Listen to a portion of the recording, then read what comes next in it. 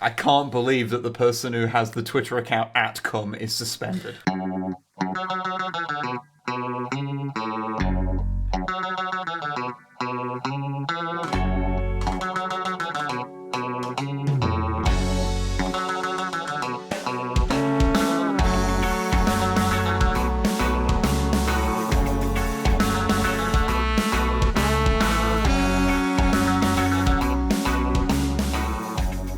Hello and welcome to episode 130 of the MisanthroPod. I am Snipe in space. Oh, And I'm also already. joined by Wib. Say hello. Hello. I'm also joined by Drummer Matt. Say hello. Hello. Did I do that in a weird order? No, No, it was perfect. It I'm was just going to fine. go ahead and assume that was perfect. How are you bodacious gentlemen this fine evening? I'm doing okay. It's been a while since recording a podcast, and I'm trying to remember how we do these things. I never do. That's true. Wow. How are you? What, Drummer Matt? I was asking you, because Oh. you're sitting right next to me. How, you asking me how Drummer Matt is? No, I'm asking you how you are. Oh, I'm fine. Good. I've had a bit of a rough time, but that's Good. okay. I was mixing up the order there. Oh, yeah, and Yeah. it fucking threw me, mate. Yeah. Yeah. Drummer Matt, how are you? Yeah, I'm alright. I'm not under snow at the moment, despite most people being it. I'm under snow. It was pretty cool. We went out earlier, and I found out that there's a mistake in my my face mask where What? I think it's maybe just it's the fabric's way of mocking my petite button nose, where if I put my mask over my nose and it's snowing and I breathe in, it sucks in all the snow from the little gaps and shoves it directly up my nose into my nose ring, which freezes, by the way, and it's like you start sounding like an old person from Coronation Very Street. specific problem. Yeah, I don't think that's one of those problems that anyone can really People with cater nose for. rings who wear masks while it's snowing, please respond. This is not an isolated incident. That's the demographic we appeal to. Yeah, that's the specifically. Venn diagram. People with nose... Or, is it a Venn diagram if there's more than two? And it's more Yes. than a butt cheek? You can have as many circles as you want in a Venn diagram. What if you have, like, at least six? Would it then be a 7 diagram? Or if, like, there's someone from Sweden who had it and it'd be a Sven diagram? Meh. Oh, fuck you, Matt. That was funny. So that would have been better if you'd have led with the second one, because the first one wasn't a joke, and that one Yeah, was... but I zoned out halfway through talking about that joke and thought of a new, better one. Yeah. I was like, That fuck it, showed, you know what? 'cause You that don't one- like that joke? There's going to be another one in a couple of seconds. Well, like I Just said, the hold first out. one wasn't a joke, it was just you saying words that were in the wrong place. That's just how I talk, actually. So fucking rude. Oh my god. Anyway, Let's get to the main crux of this podcast. A lot of you might have noticed at Sniper on my Twitter, I asked a very prescient question. yes. The wank question. Well, it's more masturbatory. So I put out a poll. It hasn't finished yet, but it's looking pretty neck and neck. About people with penises. Have you tried to suck your own dick? And honestly, it's like 56% yes to 44% no. And I've got a bunch of DMs from friends who were like, didn't want to say publicly, but yeah. And I just thought that was really interesting. You're getting some real useful data. Yeah, and I not like sure how what Zuckerberg for. wishes he had this data. more like Zuckerberg, because he's a Oh. dingus. Have you seen the way that fucking android eats toast? Okay, they videoed him, like, just being in his house, and he was like, oh yeah, I'm just a normal human unit functioning within operational parameters, and, he puts toast on, and then he just pulls out the toast when it's done and eats it completely dry. What? Like a He psycho. must be self-aware and taking the piss at this point. I don't know, Right? dude. This Surely. person has a fucking... His haircut is as dorky and bullshit as it is because gee, he's like, oh, I want to look like fucking Caesar because I'm a fucking salad. Yeah, he wants to look like a Roman emperor, because Yeah. he's a terrifying individual who is responsible in a remarkable amount of deaths, yet gets away with a lot. Well, It's because he's a rich shocking. white guy. Yeah. He's like a very rich white guy, so of course he does. Uh, And he also, like, I'm pretty sure he's like, I think he might be related to Lore from Star Trek. because he's got the same skin tone when he's out in harsh lighting. You know what I mean? He's got the Data skin tone, and I'm like, yeah, no, that makes sense. Welcome to the new MisanthroPod thing, which is just shitting on Mark Zuckerberg for an hour and a half. And honestly, I'm here fine. for it. Yeah. Hi there. Welcome to the MisanthroPod. We fucking hate billionaires. Yeah. Wouldn't it be funny in Minecraft if we literally just ate them all? It would be very funny. Just put TNT in. Anyway, after that part that we had to redact, I still like my 927 cut death threats. yeah, Grandma Matt has got quite a vivid imagination. I'm going to say. don't blame I us on was other people. surprised. I'm not Don't blame anyone. us on other people. Well, I've cut it, so no one knows. Anyway, we bought a new series on the channel, so that's the thing. The video did really, really well because we got 40,000 subscribers. Yay! I think wow! I think we I got 40,000 subscribers. Fucking whoop-de-doo. No, I guess. think I mentioned it in the last episode of the podcast. I wasn't here. You weren't here, so. I'm just sitting here visiting, saying it's actually close to 42 at this point, but I mean, it is, yeah. Well, as I said, the video's done really well. So yeah, thank you everybody for liking the video. The next one will be along next month sometime. We're going to be recording it hopefully next week. But obviously we are not ever just making one video. So there will be other things we're making at the same time. So it should be along in the next couple of weeks. And then if people, enjoy the full thing, then we're probably going to, carry on with the series here and there. Sporadically. Yes, very sporadically, adding more to it and maybe expanding the forces to go, up to 1,000 and then... I could do that by just giving them all my models the ability to deep strike, which would double their points value, so then I would have instantly 1,000 points. What? It does do because something... second edition was wild, man. Yeah, it does do something I think I had a look earlier. I think it does something close to you add 50% of the points, so it will bring you up to 750 points. That's still pretty intense. But yeah, you can do a lot of weird considering stuff. basically everything can deep strike in whatever edition we're up to now. Yeah. You can do a lot of wild shit in 9th. But in yeah, 9th? yeah. I thought, we were talking about second, and I was like, wait, what? Yeah, Matt was talking about 9th. Okay. Pardon moi, I got confused. But yeah, so yeah, that's the thing. It'll be out it's one of those things where it comes out when it comes out. But yeah, the next one should be out next month sometime, and then after that, it's whenever we get around to it. Because especially if we're expanding the forces, then we've got to find the time to paint all the things. in the background. Buying models is easy. Doing literally anything else is impossible. I mean, basically. Yeah.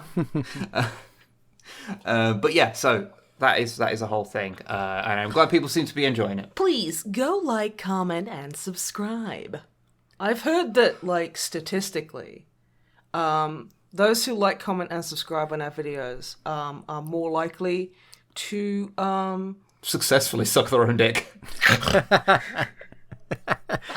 It increases the chance of you sucking your own dick by at least 5%. Yes, And that's really good. and that is not statistically Disprovable.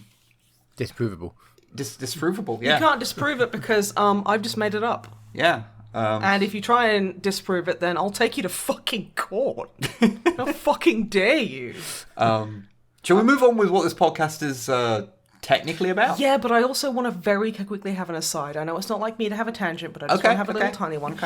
Okay. Before, you still play that game? That's them trying to suck their own dick, but not Failing. having the power because they didn't like, comment, and subscribe. Yeah. But, so Pokemon Go, I still play that. Yes. There was Me an too, Ed me too. Sheeran event. Oh yeah. Oh yeah, the Ed Sheeran event. There was an Drummer Matt, do you know about this? I do. I'm aware. I am also still playing this game for some reason. I like getting in Derby, in the River Derwent, there's a sculpture of a grumpy fat chonker turtle, and I love him, and he's a Pokestop, and you can get gifts from him, and that's half the reason I still play.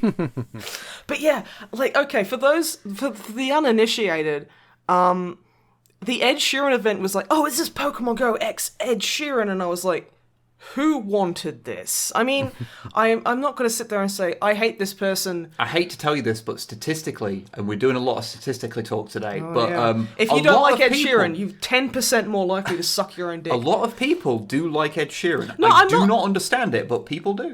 It's easy listening kind of stuff, and even then, it's like, just because I don't like it doesn't mean it's not valid, and like, I don't fucking care. I don't give a shit.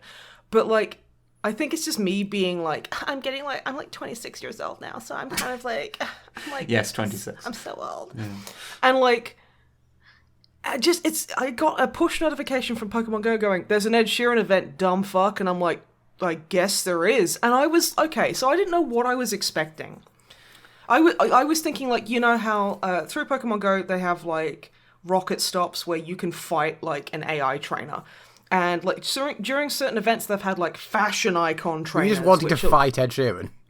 I thought like there'd be like you'd go and Ed Sheeran would be like, "Hey trainer, let's have a fight," and then like I don't know, his music would play or something, or you could get like a special Pikachu with an Ed Sheeran like mask or something. I don't fucking know. That's a horrifying thought. Yeah. But preferable to what you got, which was click on the link, it opens a website, and it's just a pre-recorded. It's just a YouTube video. It's just a YouTube video of Ed Sheeran in a plain yellow room being like, "Hi, I'm Ed Sheeran and I'm gonna sing your song, yay Pokemon Go." And then it's just like, what the fuck? Is he being held hostage? They advertised it like it was gonna be like the Fortnite, the Marshmallow, the DJ Marshmallow thing in Fortnite, where it was gonna be like integrated into the game somehow. But no, it just wasn't. It was just, hey, here's our event. Click on a link and go to a YouTube video. It's like, oh wow, I didn't realize that we as a job do Pokemon Go events. Yeah, hi everyone. This Pokemon Go X Snipe and Wib and Drummer Matt is also there. Yeah, just click on one of our videos. It's entirely unrelated to Pokemon Go, but like it's you've got to have Pokemon Go open while you've got it. It's got just as much to do with Pokemon Go as the Ed Sheeran playing in a room event. He looked like a fucking Niantic have kidnapped this man. Yeah, we are in rooms. We are just as much affiliated with Pokemon Go and therefore Nintendo as Ed Sheeran. Nintendo doesn't have much like that's. Yeah, I remember Pokemon Go got really popular, and then all the stocks in Nintendo went up, and then everyone was like, by the way, it's a different company, and then their stocks dropped. It's made by Niantic, and the Pokemon company is actually a kind of separate company to Nintendo. It's a complicated thing. So that was interesting to me, and also apparently you could get like an Ed Sheeran shirt, and I'm like, I have to look at that fucking guy's face cramming Five Guys in his mouth every time I walk past Five Guys in town. I don't want to have to wear a fucking t-shirt with Ed Sheeran. I think it just had the words Ed Sheeran or something. It was the Equals thing, because that's his album, isn't it? It's Equals? Yeah, I guess. I don't fucking know. I'm not wearing a white shirt anyway. What do I look like? A fucking Luddite? Anyway. So yeah, I thought that was really funny and kind of like... I mean, bonus points they didn't like... I mean, the bar is so fucking low for games companies. Like, bonus points, they didn't do the fucking DJ Marshmallow thing where it's like, hey, do this premium content dance. Yeah. Making, like, trying to force children to gamble. There's a really good video by Dan Olsen. Dan Olsen is amazing. Everyone should go check him out. Called Manufactured Discontent, which is about the... it's about Fortnite more broadly, but it's specifically focused on the DJ Marshmallow integration, and it's very interesting. That was also my nickname in college. DJ Marshmallow. No. Fortnite? Dan Olsen? Yeah, my nickname in college was Dan Olsen of Fortnite. Yeah, you fucking got me. Yeah. No, it was... I've forgotten what the title of the video was, and Manufactured Discontent. Yeah, that was my nickname in college. Thank you for just bombarding me with words, and then I forgot the words I had in my brain. Thanks. Anyway, wibble it. Hello. Just a little bit. Yes. Do you want a beer? On the dick? I do not want a beer on the deck, no. Okay. What have you been up to, sweets? I have been up to things and stuff. Great. Ooh. Drummer Matt, what have you been up to? Stuff and not things, though. Comment, and subscribe if you never get bored of that joke. And I want to be better at sucking your own dick. And that will increase your dick sucking ability on yourself. I'm trying to think 10%. I'm trying to think of a way of integrating the dick sucking into the title of this episode without meaning that we get demonetized. Have you ever tried to suck your own ellipses? You know. Winky face. And you've got to, like, it's like, have you ever tried to suck your own, you know? And then a winky face. You know what? No. You haven't? Okay, but like that's still the title. So what have you been up to? Apart from trying to suck your own dick, what have you been up to? I have not. I know I can't reach, so there's no point trying. Well, I mean, that's where yoga comes in. You remember the dicky suck pose in yoga? What the fuck are you talking about? The dicky suck pose. You can't just say things like that as if it's sensible. It is, because that's the yoga pose to help you increase your limberiness. It's not called dicky suck. That's what it is. It is, though. It's just spelled differently, you fucking It's spelled weirdo. differently with different words. No! Yes. Okay, it's called Shavasana, and what you do is you lie down and suck your own dick. Or at least you attempt to. Okay, anyone who knows anything about that, Shavasana is just lying on the floor and focusing on breathing. Right? Yeah. So you can prep your mind and body to suck your own dick. We've really got trapped in like a mental cul-de-sac on the dick sucking, haven't we? Mate. Mate, you live with me. You know this is just... My brain works as a cul-de-sac. What the fuck is a cul-de-sac? Is that a no-through road? Is it like a rich... It's like a gentrified no-through road, right? It's like a road that ends in like a little kind of turning area. It's a gentrified no-through road. Sure. It's a dead end. Yeah. Much like everything we're doing. Much like this podcast is an intellectual dead end. I think one of my teachers called me that when I was in like fucking preschool. Drummer Matt. Yes. Little like road cones, traffic cones, the little... Have you ever heard them referred to as witches' hats? Yes. Okay. Not commonly, but yes. Why? Asking for because I heard that if that's what you refer to them as, you are A, Australian, and B, have a 10% increased chance of successfully sucking your own dick. So. No, these are not true things that you're saying. It's just we were out earlier and you called them witches' hats and I went, what? I was like, that's a traffic cone. And I was like, no, it's a witch's hat. Is that an Australian thing? Because I've never heard it. I mean, I might have heard you call them that before, Snipe. Yeah, probably. Possibly. I do point out traffic cones / witches' hats every Anyway, single time. I'm going to start talking and hopefully we can... Oh, yeah, fuck, what have you been up to? Yeah, hopefully we can go for like 2 minutes before we talk about sucking dick again. Sorry, that completely threw me. I was like, haha, sucking dick? Anyway. Oh, I wonder if anyone can suck their own dick. I mean, that is... let me see how long I've got on my Twitter poll. Carry on. Okay, you entertain yourself with that. Okay, so, first up, I have played a video game. I played through the entirety of a game called Hydrophobia Prophecy on stream the other day. On purpose. On purpose and everything. With no one threatening him. No one threatened me or made me do it, and I still did it. This game is notorious for being a bit shite. One of them. Yeah.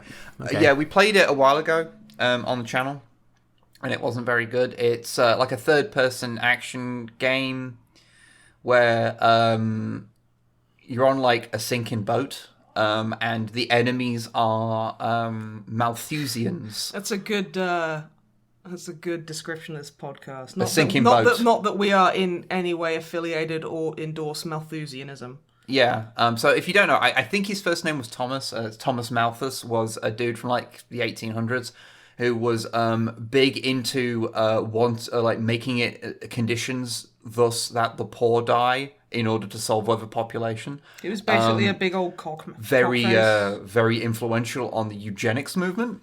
Good. So that was cool. And they're the bad guys because it's all about overpopulation and shit. See, when you said he was from the 1800s, and I almost jumped in with saying, oh, so he probably has terrible opinions. I was like, no, I won't say that. I'll give him a chance.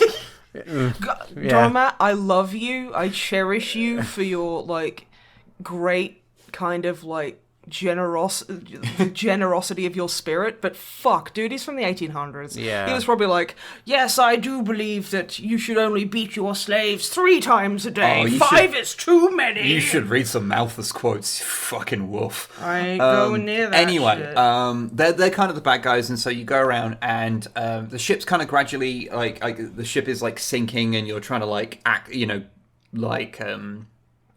reactivate parts of the ship, and you're also like fighting people along the way. But the game is quite bad. The one good thing about it is that it has, for the time, which I think was like 2010 or something, it had really interesting and like cool water physics. So like you're running down a hallway, and then like the doors next to you start bursting open with water, and the whole room fills up with water.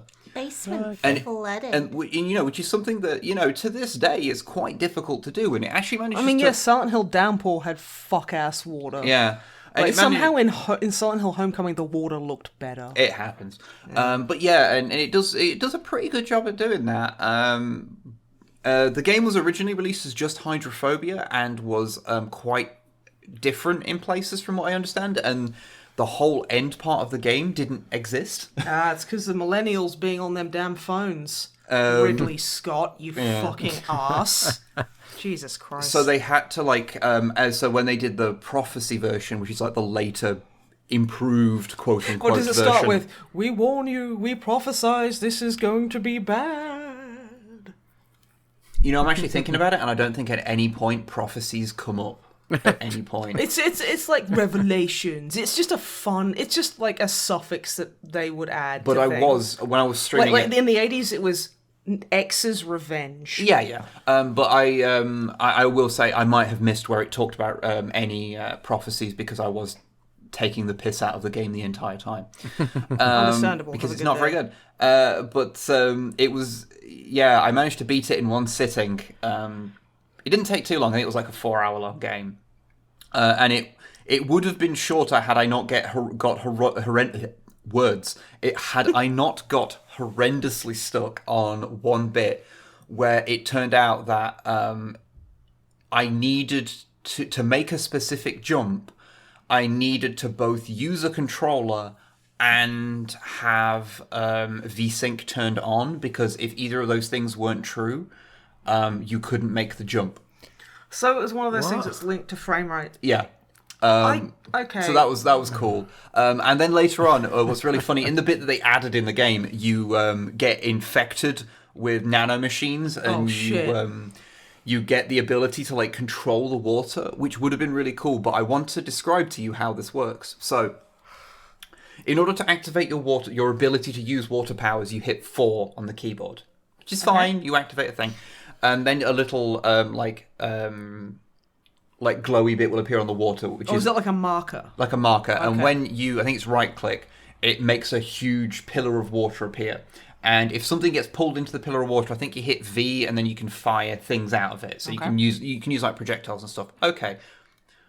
But if you want to move that pillar of water around, you have to move the mouse backwards and forwards, whilst you're also controlling your character's position with the mouse as well.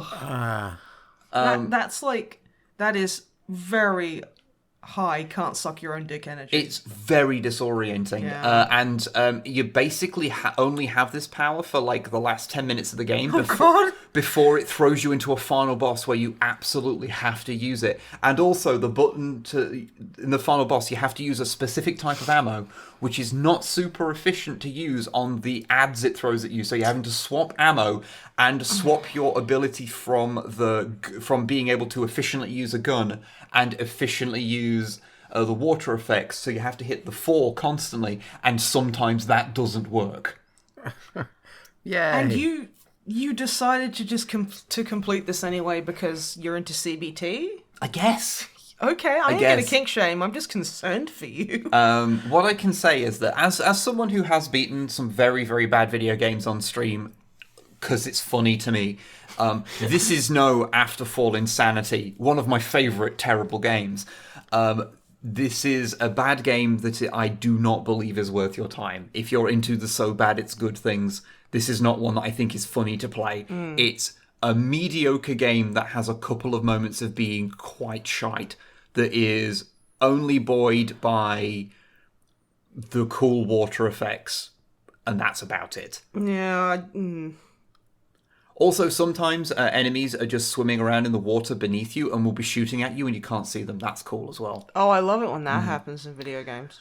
But in non-video game news, I have actually been reading some comics.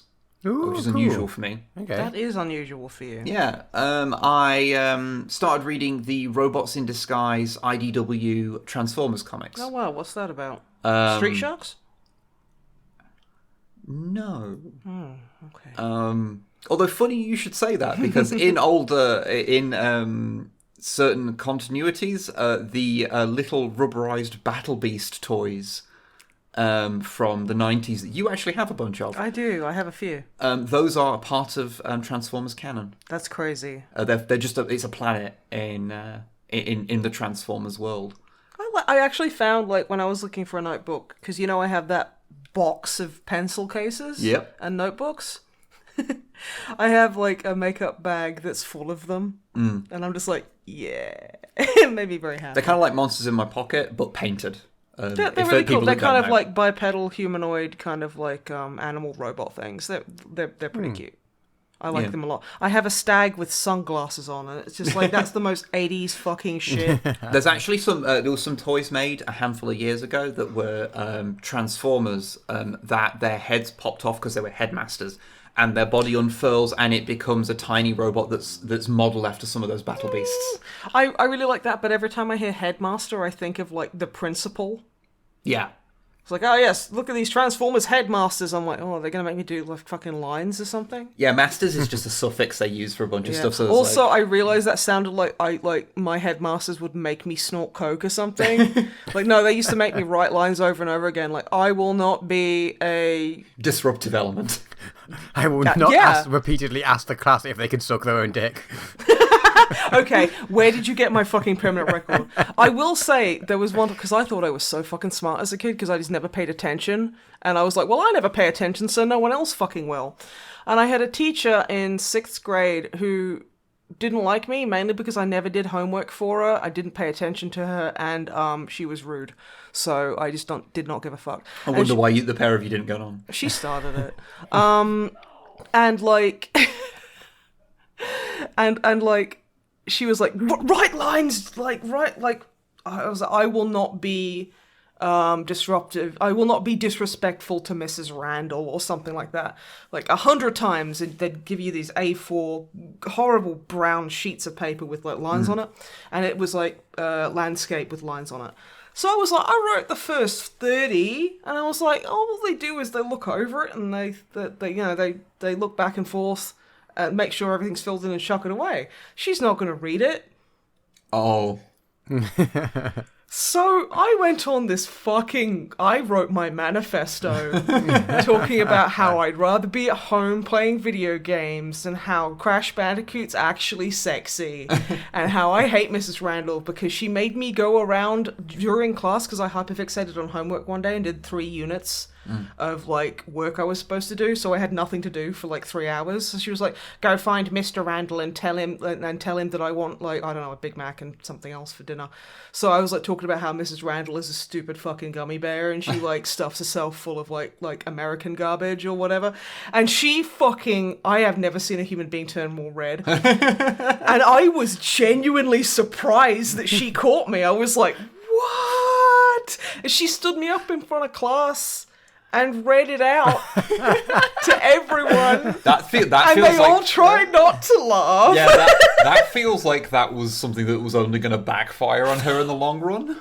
Oh, the thing is, like, oh my god, I wrote some real fucked up shit in there. Okay. I will say, I managed to get, I think, a sentence through talking about what I was going to talk about. I know, but I just remembered a really interesting story and it made me laugh and I wanted to tell everyone. Okay. But yeah, so that was funny. Ooh, I had to write a lot of lines. I can imagine, and you had to actually write them. I tried it again. I thought it was the length. I thought if it started with "I will not" and then it ends with, like, Mrs. Randall, I thought she wouldn't read the in-between parts. So it ended up looking like a madman screed that always started in "I will not" and then ended with Mrs. Randall. All work and no play makes Snipe a dull. A dull MB. Yeah, and then I was like, fuck it, I'm just going to do it properly, and I was so mad. I was so mad the whole time, being like, fucking cow. How dare she get onto my really clever, super smart stuff. And anyway, comics. Yes! Yes. Why did that make me think of... It's Headmasters, that was why. She wasn't my headmaster, she was my maths teacher and my main homeroom teacher. Okay. Can I talk about comics for a second now? Yeah. Okay. So yes, these are done by the Transformers comics these days are done by a company called IDW. I don't want. And yeah, they've been doing it for fucking... Thank you, Drama Matt, for that perfunctory giggle. I did appreciate that. They've been doing them for years and years at this point. They've actually, a few years ago, they rebooted their entire thing and have gone to a pre-war Cybertron setting to start over again. And I would like to read those at some point because I wasn't going to read the whole run because that's ridiculous. You weren't going to, but now you're like, well, maybe. I'm going to go back and read certain parts of it. Oh, yeah. But I started at the Robots in Disguise one. Maybe partially because I knew that was the run that had a version of the Decepticon Seeker Thundercracker who comes to Earth and becomes a terrible screenwriter and has a dog called Buster. Oh my god, okay, you need to... Can you find that quickly? Because that is something that we need a dramatic reading of, because it is life-changing. Okay, I will read a bit of that. So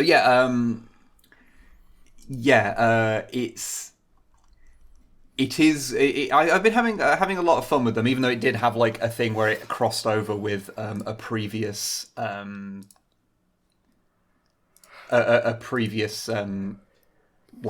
what's the word, run, and made for a thing where I had to flip between two separate comics, which I always find very frustrating. But yeah, this is Wib doing a dramatic reading of what's his name?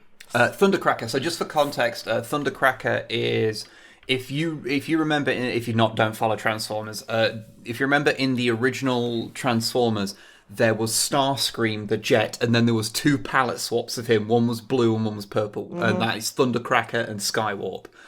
Thundercracker in the IDW continuity went against the Decepticons. And has been on Earth for a while, and he's been watching a lot of TV. I love that. I love that so much. And so he started writing his own screenplays. Okay, I'm just gonna say we should send it to Drama Matt. So I'll voice Susan, and you can be the narrator, and Drama Matt can be Josh. How does that sound? We could do, because that sounds like it would be a lot of fun. Okay, sure. You've been okay, right. You've been volunteered. Yeah. But yeah, can you see it? It starts with fade in external planet Earth day. Yeah. Previously. Yes, it's after the 6 month later page. After the previously, then it's 6 months later, and then the page. Oh yeah, okay, yeah, I got it. Okay. Okay, so who am I doing? Remind me, I wasn't listening. Josh, cool, okay. Okay. So here is a dramatic reading of Thundercracker's screenplay. Fade in, exterior, planet Earth, day. Susan Journier heroically strides across the crowded planet in her nurse's uniform. There are many other Earth humans around her. Susan, it's you. Yeah, I know, but you'll just announce that it's Susan, me. voiceover. Today is the first day of my new job, and my feelings about it are difficult for me to articulate. Like most of my species, I often say things in ways that do not make sense to other people. I mask my fears with insecurities, with lies and jokes. I suppose everyone does that, though, either here on Earth or in other places. But today I am on Earth, starting my new job at this hospital, and I'm nervous about that. Susan approaches the hospital, and Josh Boyfriend, a male Earth human who is handsome like an F22 jet fighter, greets her. Josh Boyfriend. Come on, Josh. Hello, Susan. You must be the new nurse. Welcome to this hospital. You will fit right in with the rest of us humans from here on Earth. Susan Journier. It's good to meet you, Josh, but your ease of communication is somewhat off-putting to me. Nevertheless, deep down, I hope our casual acquaintance will blossom into something more romantic in nature. Josh Boyfriend. Josh fucking Boyfriend. I would not mind that. Even though my initial impression is that you and I are not compatible in a romantic way. Perhaps if a doctor emergency were to occur, we would work together despite our initial impressions. That's it. That would be just beautiful. Okay, now we pause for Great. applause because not a dry seat in the house. Yeah. That was like the sexual tension conveyed in that screenplay. Hello, fellow human. The best part Hello, about it is fellow human of breeding age. I initially dislike you, but I'm sure I'll like you romantically in the future. the best part is that he does become a successful screenwriter in the later ones. This is the best. I would pay so much money to watch that done completely straight-faced on Broadway. I would pay through the nose for that. Oh my goodness. So yeah, that aside, which is amazing. Oh yeah. But yeah, this run is set basically after the Autobots have won the Great War. They've won it, and they're trying to rebuild Cybertron.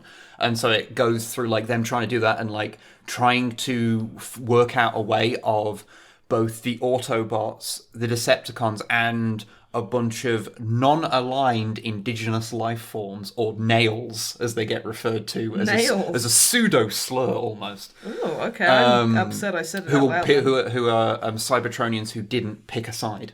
They didn't decide to go with either of them. Centrists. Not necessarily. The thing is, being a dingus. The Cybertronian War in a lot of continuities these days is portrayed as not just the Decepticons being just evil for the sake of being evil.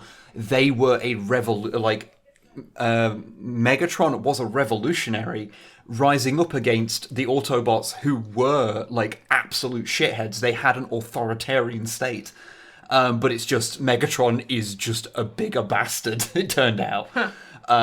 So true believer Decepticons believed in an actually good cause. So they kind of do that with it.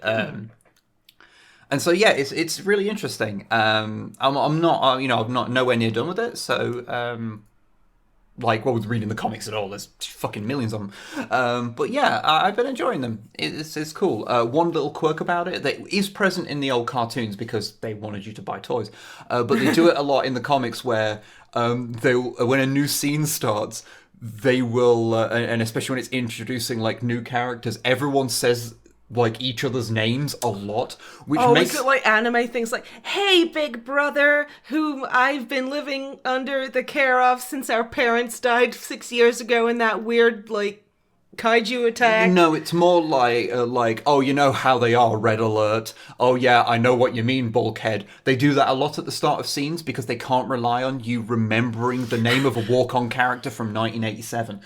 Well, they've never met you. I don't remember half of them.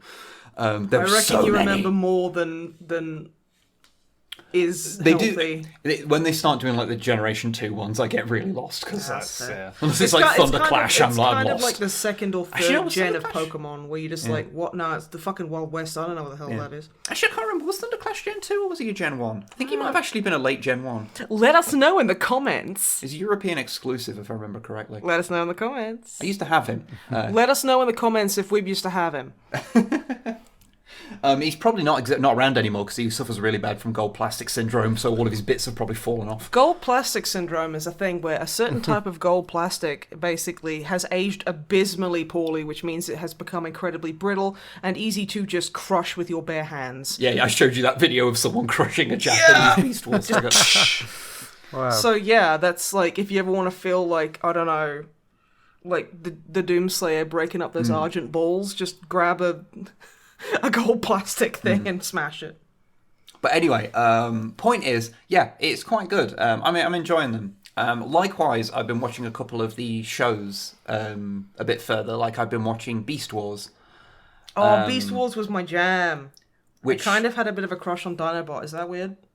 Nah, it's the Dinobot's children rad. who are wrong. Yeah, right? that was rad as shit. Husband material. I mean, he's no Beast Wars Megatron, who is the fucking best. Oh, a pussycat. I like you. Yes. He's the fucking best. Like, damn near legit quote there, y'all. Yeah. It's really interesting to see as you like. Wait, this is old Beast Wars. This is old Beast Wars. Apparently, there's a modern comic they're doing that's quite good. It's got a really interesting art style. I dig it. Really kind of vibrant colours and stylized look. But yeah, Beast Wars is it's generally regarded as being pretty good because it's like, so in the West at least, the last series of Transformers before that was the G1 cartoon. There was a bunch of Japanese ones between that, but we didn't get them. Like Headmasters and Super God Master Force and ones like that. That is very... That does sound like it's very Japanese, and I'm living for it. That's fantastic. But this was the first return in the West, and it's interesting to see how they kind of took a different approach to it, and something that's kind of stayed around, like, rather than it being this big sprawling toy-light advert, which it still is, but rather than it just introducing a new character every fucking week in the background who will then do nothing, and then will die the moment his toy gets discontinued, or will suspiciously disappear from the show. They concentrated on a much more tight group of characters for the Maximals and Predacons, which are the descendants of the Autobots and Decepticons. I will say, I absolutely loved how Cheetor had freckles in his Cybertronian form, and also Rat Trap really freaked me out in his Cybertronian form because you could see his brain, and I, as a little girl, I was like, I don't like it how you can see his brain. Just because Transformers fans will tell you this. Cybertronian form is the thing they transform into. It'd just be their robot form. Hey, guess what, nerds? I ain't give a fuck. I'm sucking my own dick over here. So, like, fucking get on my level. We aren't the same. So, like, when you see Bumblebee as, like, a weird disc thing in the first episode, that's his Cybertronian form. No, I think you'll find it's the Camaro. Fucking Christ. But yeah, it's when it's his beast form and robot form, basically. That's what I said. Cybertronian form, yeah. But I wonder how many people have angrily typed comments when I'm obviously taking the piss and don't actually care. No one, because we've got a really good audience, actually. I love you. Please don't leave me. But anyway, by focusing on a much tighter group, it is interesting that, like, despite the animation having aged, like... It's aged like pre-aged milk. So not cheese, but... No, that's not pre-aged. That's aged milk. But, like, no, it's... Pre-aged milk is like what? It's already. Water? A cow is drunk. It's already old and real rank milk. Oh, and you age that even further. So it's like duck milk. Or some shit. It's made by the people that made Reboot, so you know. Oh Jesus. So that gives you an idea of like the level of CGI you're working with. But the fact that it focuses on this core group of characters more means that they're actually able to do a lot more like interesting character work with them and make them be more defined as individual characters. Okay, what have you just read? What have you just read? Whilst we're podcasting, I'm losing focus. Okay. Some guy looked me dead in the eyes when we were both at urinals. You need to give context. This is a tweet I've seen on Scottish people Twitter. Some guy looked me dead in the eyes. Imagine a really cool Scottish accent. Let me start. The third time's a charm. We like it. That's how we do things here. Some guy looked me dead in the eyes when we were both at the urinals at Riverside and said, "It's good to get your cock out, innit, mate?" And I've not been the same since. Yeah. I kind of like because like he was like, obviously you've like commented and subscribed to Snipe and Web's YouTube channel, so you know you've got a 5% increased chance of sucking your own dick. And he was like, "Yeah, man." And their names. Abraham and Lincoln. Anyway, in Beast Wars, fine. You want to talk about shit that actually happened? That's it focuses because it focuses on this smaller group. It's able to like actually do more interesting character work, and it means the individual characters have much stronger characterizations, and so you end up caring a lot about the individual characters more than you did in, say, the G1 cartoon, because outside of a handful of characters, so many of them were kind of just a one-note caricature. Well, it was very transparently just, we need to huck some fucking toys at kids. Yeah. Like, which is why the first movie came out and, like, they all fucking died. And kids were literally just, like, leaving the cinemas in fucking tears. And they were like, but we just thought we wanted to sell kids more shit. And we didn't realise that they would give a fuck about Optimus Prime or whatever. We killed off the toys we didn't made anymore so we could introduce the new toys. God, children are stupid. Why don't they understand, like, the market value? But yeah, so it's very, very interesting. It is rough as shit though, because like I said, the animation is real, like clipping errors all over the place. Like it's got really weird looking animation at times. It's also way more in like comedic. Like there's proper jokes that it's trying to do. It's not just like the kind of generic light-hearted sort of thing that the old Transformers was. Like they are doing bits and a bit more overtly comedic. I've turned my frying pan into a drying pan. Apparently the Japanese version of Beast Wars is even more comedic. Like, every character has, like, real, like, vocal, like, comedic vocal tics, and there's loads of fourth wall breaking in it. There is a little bit in the original show. Deadpool. But yeah, apparently the Japanese version is really rife with it. Like, it is so much more... it's more of an overt comedy, which is interesting. I don't know how well that... I don't think that's something that I could fully appreciate unless I'd learned Japanese, because I think it's probably got a lot of contextual things. Japanese is really easy to learn. Oh, yes, famously so. I mean, it's like Russian. It's pretty simple, but it's just the script that fucks you up. I'm very bad at learning languages, and you're a lot better at me. So please remember that. I've been learning Spanish recently. Can I finish my part before we get on another tangent? I'm sorry. Okay, so like I know I'm probably incredibly annoying, but a part of my possible ADHD brain is that I can't stop doing this. I know. So I would like to express my my deepest genuine sympathies for anyone who has to, I don't know, interact with me, and also apologize for like cutting you off.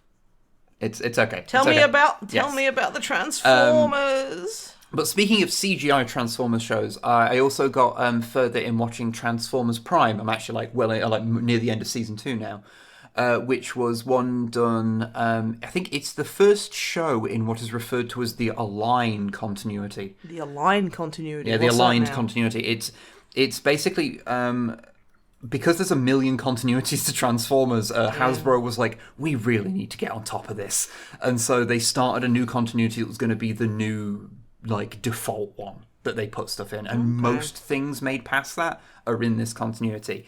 The first things in it were weirdly the War for Cybertron video game and its sequels. They were like the first things in it.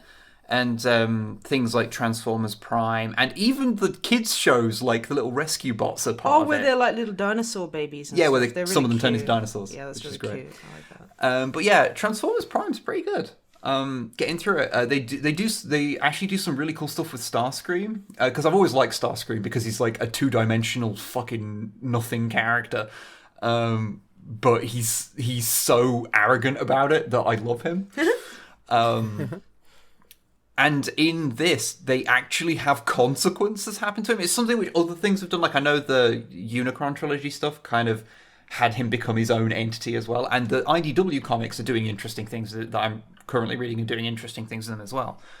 Like, he's basically like president of Cybertron at this point in that one. But yeah, in Prime, he basically gets kicked out of the Decepticons because he keeps trying to kill Megatron.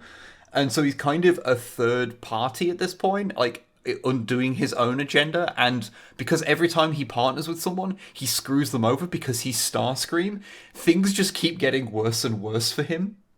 But he deserves it, so it's fine. But yeah, again, it's focusing on a smaller kind of solid cast of characters, and it's interesting to see how that applies to a more like G1 setup. Even though it's like set in a kind of different, it's obviously a different continuity to that. But yeah, it's Transformers Prime's pretty good. I've been enjoying it. And yeah, it does some interesting things. I did also watch The Last Night because it was the one Transformers movie I hadn't seen. Yeah, that movie's wank. I recommend it. It reminded me of what I find so frustrating to watch the Transformers live action movies, which is that everyone is yelling at each other all the time and no one seems to like each other. So, like, even the Autobots are like constantly like physically fighting each other and getting into arguments, and it's just really unpleasant. That sounds emotionally exhausting. It is. I find this like there's this kind of wholesome thing about like how like Optimus Prime as like the team like dad in like a lot of continuities. He's the soothing kind of like chill dad who like just wants the best for everyone. And if he could make like Energon cookies, he would. And like Yoda makes cookies in the comics. Yeah, characters looking after each other, and that's kind of cool. Whereas the the movies, it never feels like anyone likes each other, and that's just really tiring. Yeah. And like, yeah. Although it is quite funny that they have Anthony Hopkins in there, and my god, does he have to say some fucking drivel. It's amazing watching a phenomenal actor have to say stuff that to say stuff that is stupid even by the standards of Transformers. Well, I mean, like he cares. He's an old man, and he's probably just like, you know what? I fancy a new horse. Yeah, he got his paycheck. Yeah, He got his he's paycheck. fine. Yeah. Hot Rod is French in it as well, which is really weird. Although it is explicitly stated he doesn't have a French accent, he puts it on. But then they go back to arguing with each other, so you never find out. This is a fucking Ramirez from goddamn Highlander. It's like Sean Connery playing an Egyptian. I'm not Spanish, I'm Egyptian. And he's got a Scottish accent. Oh, I'm not Spanish. Like, okay. Whatever you fucking say, Ramirez. But yeah, that's weird. The last thing I wanted to talk about is non-Transformers related, because I don't think I talked about it last time, because I think I watched it just after we recorded it, I just heard the last thing I've got to talk about is non-Transformers related. I was like, non-Transformers? Yeah, have you not heard of, like, Transformer Non-God Complex Panic? Popcorn tomorrow. It's a sequel to Kiss Players. Don't look that up. Don't look that up. Don't. Why did you even say that? Fucking Kiss Players. Okay. Or Transformers for pedophiles. It actually, yeah. It's basically, there's like pretty girls who are very visibly underage and they have to like kiss Transformers to turn into fucking whatever. And they're drawn exactly how you'd think they would be. And it's so fucking creepy. It's very uncomfortable. Deeply. Anyway, let's talk about non-Transformers with left beef. Yes. Anyway, I have been watching I watched Inside Job, which is a new series that came on Netflix. And I'm sure I didn't talk about this last time. If I did, I'm sorry. But it's basically set inside an organization that is doing all of the conspiracy theories. Like, it's sort of set in a world where all conspiracy theories are basically true. Like, there is an Illuminati, there is lizard people, Mothman is working in HR. Okay, that whips dick. I love the fact that Mothman is working in HR. Yeah, it's interesting. It's got, like, what's his name? Alex Hirsch? Alex Hirsch is the Gravity Falls dude. Gravity Falls, working on, like, he's a producer on it. That's cool. He voices a character. I can't remember which character he voices offhand. But yeah, it's interesting. It is unlike the other stuff you'll see him attached to. It is not meant for kids. It is adult oriented. There is a lot of cussing, a lot of hecking and jeffing in it. People saying like things like bum and willy. Yeah, and fuck also. Okay, but they're saying Willy. Bum and Willy too. Oh yes. damn, fucking shit, dude. But yeah, it's interesting. Being someone who takes who has a fascination with like conspiracy theories and stuff, not in a I believe in them way, but in a it's fascinating what people believe and why and where it leads them, sort of way. Watching the world burn kind of way, I suppose these days. Yeah, it is kind of like a morbid fascination with you. And because I found that kind of stuff fascinating, it was like, oh, it's interesting because they just did that. I know what they're referencing there. I know what that is. Oh my god, it's an interesting one because it's like, yeah, it's obviously making fun of this stuff. Like, you know, in it, Flat Earth was part of a bet between two of the people in this agency to see what they could make people believe. Right. I wish it were that simple. Yeah, I wish it were that simple, and it wasn't what it really is. But yeah, it's interesting. There's a few jokes that like don't really land, and a few that I'm like, that was kind of shitty. But you know, it's fine. It's entertaining. I think the characters are interesting. Yeah. I mean, Mothman works in HR, so that's pretty cool. But yeah, tentative. Like, yeah, give it a shot. Yeah, give it a shot. You might like it, you might not. We watched the trailer and I was like, so we haven't bothered. But the problem with like all animated trailers for things these days is it's the same problem with card games.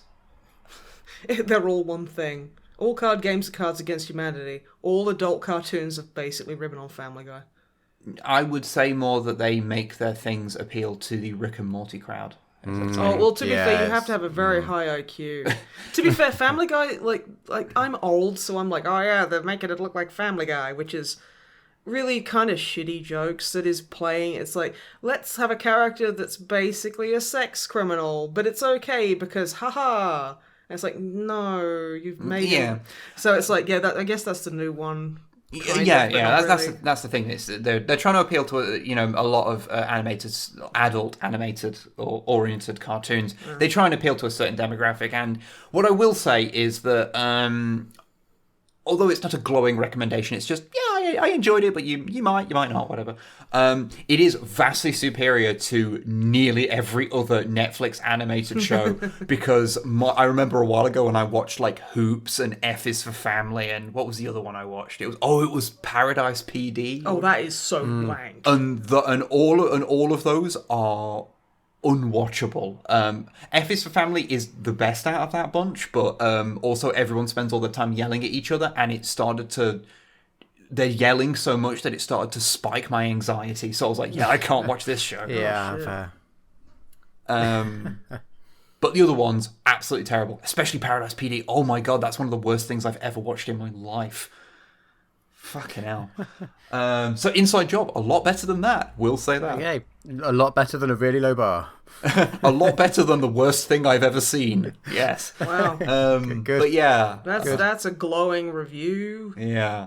I like Inside Job better than I think I'm making out. But hey, whatever. Who cares? Let's move on. It's Matthew next, isn't it? Yes. Yes. Matthew. What have you been doing? So the last month, I guess. Yeah. Well, I mean, I'm sure I did things in the first 2 or 3 weeks of it, but I've since forgotten. But you were talking about Alex Hirsch. Yes. I've been watching their finest voiceover work because I've been watching Owl House. It's great, isn't it? Oh, Hootie, Hoot. Hootie is the best. I am constantly haunted by my actions. Hoot hoot. I love Hootie so much. Hootie is everything. And I've gone through since the last podcast. I've gone through the watching it for a little bit. You watch the first few episodes. Oh yeah, this is quite good. This is interesting. Let's keep going. To it becoming my favourite thing. To it getting slightly obsessed with it. And then getting to the end of all the episodes and realise it's on a weird, unplanned hiatus, and I don't know what's happening with it, and the series hasn't finished, and now I'm really sad. More stuff is being made. Well, apparently, but it just went on hiatus for no reason, and no one quite knows what's happening with it, and it's all a little bit... Yeah, isn't it coming back for like a mini-series? And like... Well, it was renewed... have you spoke about it on the podcast, just to give people context for what it is before we... I believe I did when I watched through it. Yeah, I think so. Okay, so people might be aware it's an animated series with Hootie, and that's all you need to know, basically. Ruth was out and she texted me one night and saying, I think I sent you a screenshot of how I texted her back. She texted to see what I was up to and if I was okay, and I think I said, "Owl is good." No, I can't remember. It was like terrible owl puns the whole way down. Owl be fine. Owl be fine. Hoot hoot. Hoot hoot. I am forever haunted by my deeds. Hoot hoot. Yeah, it's great. The second when he series. throws something up and it's the most like visceral, like. Oh golly, that was a big one. It's like, what the fuck? I like when he removes himself from the door and you just see other people's reactions to it. Do you remember that there was a spooky animation somebody did in like, it was like a CGI thing of Thomas the Tank Engine's faceplate slithering out. Oh yeah. And it's being like this huge fucking millipede with like, the animalized reflecting light. Yeah, that's basically Hootie in the live action. If they ever do live action. Yeah. Fucking terrifying. I love him. Yeah, he is infinite. He is. Series 2 was renewed for 21 episodes, but it stopped after 10, and so in theory there should be more, but it's all a little bit confusing at the moment, and no one quite knows. Also, I've had multiple people tell me that I'm just Ida. Yeah, I can see that. There are definitely. I think if I was on Adderall, I'd definitely be more like her. I'd be able to focus on one thing for more than 10 minutes, maybe. I don't know. It is a very, very good series. I'm very much enjoying it. Yeah. Also, King is so cute. Yeah. King is adorable. I love that baby. He's the cutest baby boy. Okay, apart from Owl House, what else have you been doing? What else have I been doing? That's a very good question. Oh, I've started watching as of about a week ago. So I was watching various bits of the new Doctor Who on Netflix, but they stopped having on Netflix up to Capaldi's ones. So I finished all of Capaldi, and my first. I think we've had this conversation before. My first, you remember your first? My first was Matt Smith, and I do really enjoy Matt Smith's one. My first was Tom Baker. I mean, that's a better answer, but I think that was the first Doctor I saw as well. Yeah. Seriously, like fucking sex master over there. Damn. Shout at me, daddy. Call me a cock. That's the right one I'm thinking of. Yeah. Right? Yeah.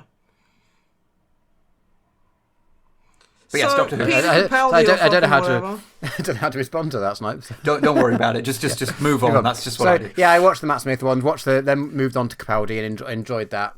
Then went back and got through the Eccleston. So I was like, okay, I'll keep watching because Netflix. This was when I was in France and iPlayer was a bit of a faff to work out, so I was watching just what was on Netflix. Got through the Eccleston ones and it was fine. Like they weren't my favourite, but they were quite enjoyable. Eccleston's interesting. Like Is he going back to do more or something? He's come back to do some audio dramas, but that's it. I mean, that's cool. Cool. I get not wanting to get typecast. Yeah, that's why he left after a season. Yeah, no, I can't fault the guy for that. No, that's a good idea. Because now everyone talks to me like, oh yeah, the cum woman. Yeah. Well, interestingly enough, I see that happening for I mean, David Tennant, because he kept like almost being in character in like whenever we did interviews and things. Not quite, but like he made it such a big part of him. Mm. He was because he's a massive Doctor Who fan. Yeah, he's literally married to Peter Davison's daughter. I saw him because I never really spent much time. I'm not really into Doctor Who, but like. So I knew him as a guy who played Doctor Who. Was like, haha, quirky, ooh, Billy Piper, that's pretty cool, yeah, fucking whatever. Are you my mummy? I guess. Okay, that's Christopher Eccleston. I don't know why I'm getting confused. Thanks, H-Bomber guy. I was gonna say, I know the reason you know that is because of the H-Bomb video. I'm just gonna be upfront about it, aren't I? But yeah, nah. And then I see him in Jessica Jones, and he makes my blood freeze. That man can act. Oh yeah, he's a very good actor. He's David Tennant. There's like another like Netflix thing where he plays like a fucking. I'm not gonna go into it, but it's like really, it's again very chilling, and I'm like, I can't watch this. This is too fucking. This is raw. Yeah. So yeah, no, good on him for being a good actor. But then seeing him put on like. Because he's a Scottish man putting on an English voice, and then he's doing a bad Scottish accent. Yeah, there's the werewolf episode where he puts on a Scottish accent, and it's not his Scottish accent, which is quite funny. Honestly, that's so fucking impressive being able to do that. Speaking as someone who has a Scottish accent, as you can hear. Yes, very, very broad, yes. Very broad, yeah. Very. Our friend Longfang, who is actually the one true Scotsman, is going to be so mad at me. Love you. But yeah, Christopher fucking Tennant. Well, yeah, I was watching the David Tennant ones, but I kind of just drifted away from it. I don't know, it didn't click with me for whatever reason. I didn't not enjoy it. I enjoyed it when I was there, but I never had the urge to watch, like, I never got to the end of the episode. I was like, oh yeah, that was good, let's watch another one. I do find it... It feels like maybe it's geared more towards young adults. It was, especially... Well, there you go. Doctor Who's always been geared, like, more towards kids. Anyway... Now, since I've, been back in the UK for like 2 years and only just apparently remembered that, I was like, oh, iPlayer's a thing. I can watch the new Doctor Who. New being, now 3 years old or whatever it is. But, so I've been watching... lady. Yeah, Jodie Whittaker. Oh, I'm massively enjoying it. She is excellent. Okay, Drama Matt, I'm gonna say something controversial yet brave. Yeah. If Doctor Who was a woman, then boys are going to commit crimes. I know. I do have a sort of unrelated urge to stab things now. I was going to mention that. Completely unexplained, but I've started watching Doctor Who as a woman, and now I just need to do all the crimes. Yeah, for context, for people that don't live in the hellscape that is the United Kingdom, one of our politicians said that because Doctor Who is now played by a woman, and he also insinuates because Luke Skywalker is now a woman because he's an idiot. That's do you the reason. Luke Skywalker being a woman, that all the role models are being taken away from men. Boys, and that's there's no male role models. No characters are played by males left. No, that's all of them. And that's why men are committing more crimes. He literally said that's why there are more crimes committed by men. It's got there's no complicated sociological or economic reasons why crime happens. No, it's because Doctor Who is a WOMS now, according to a member of our actual fucking parliament. Mm-hmm. Yeah, and the thing is, I watched that clip, and there's like a couple of guys who are just like, yeah.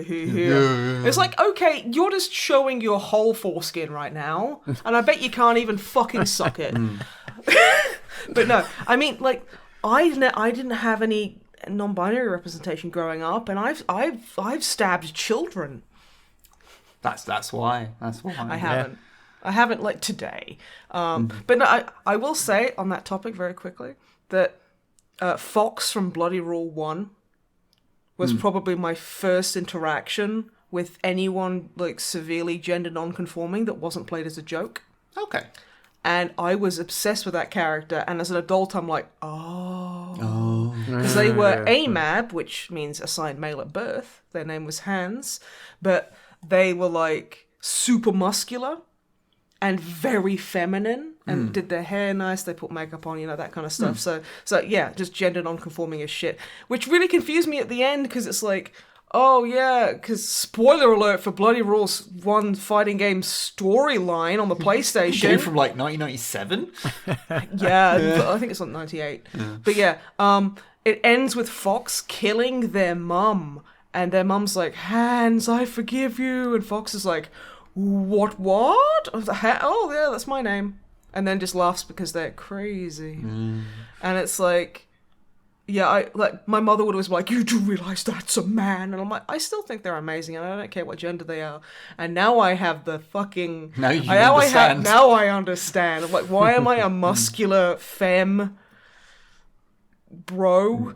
So yeah, I thought that, that's interesting. Yeah, so now I'm going to go commit several crimes because I didn't have any role models. Also, not only do I like how this fucking ding-dong, pardon my language, is standing there going, it is the fault of a woman that men commit crimes. Which is throwing men under the bus so hard that, oh yeah, if one person in the story is a woman in the main character, then I'm just gonna go set cars on fire with all the other men because we're fucking gibbering idiots who don't have object permanence apparently, which is really fucking sexist and gross. And then there's like, okay, but what about the 96% of other fucking media that is fronted by basically that one guy, the brunette white guy? Yeah, like, that doesn't count. What about that? That doesn't count?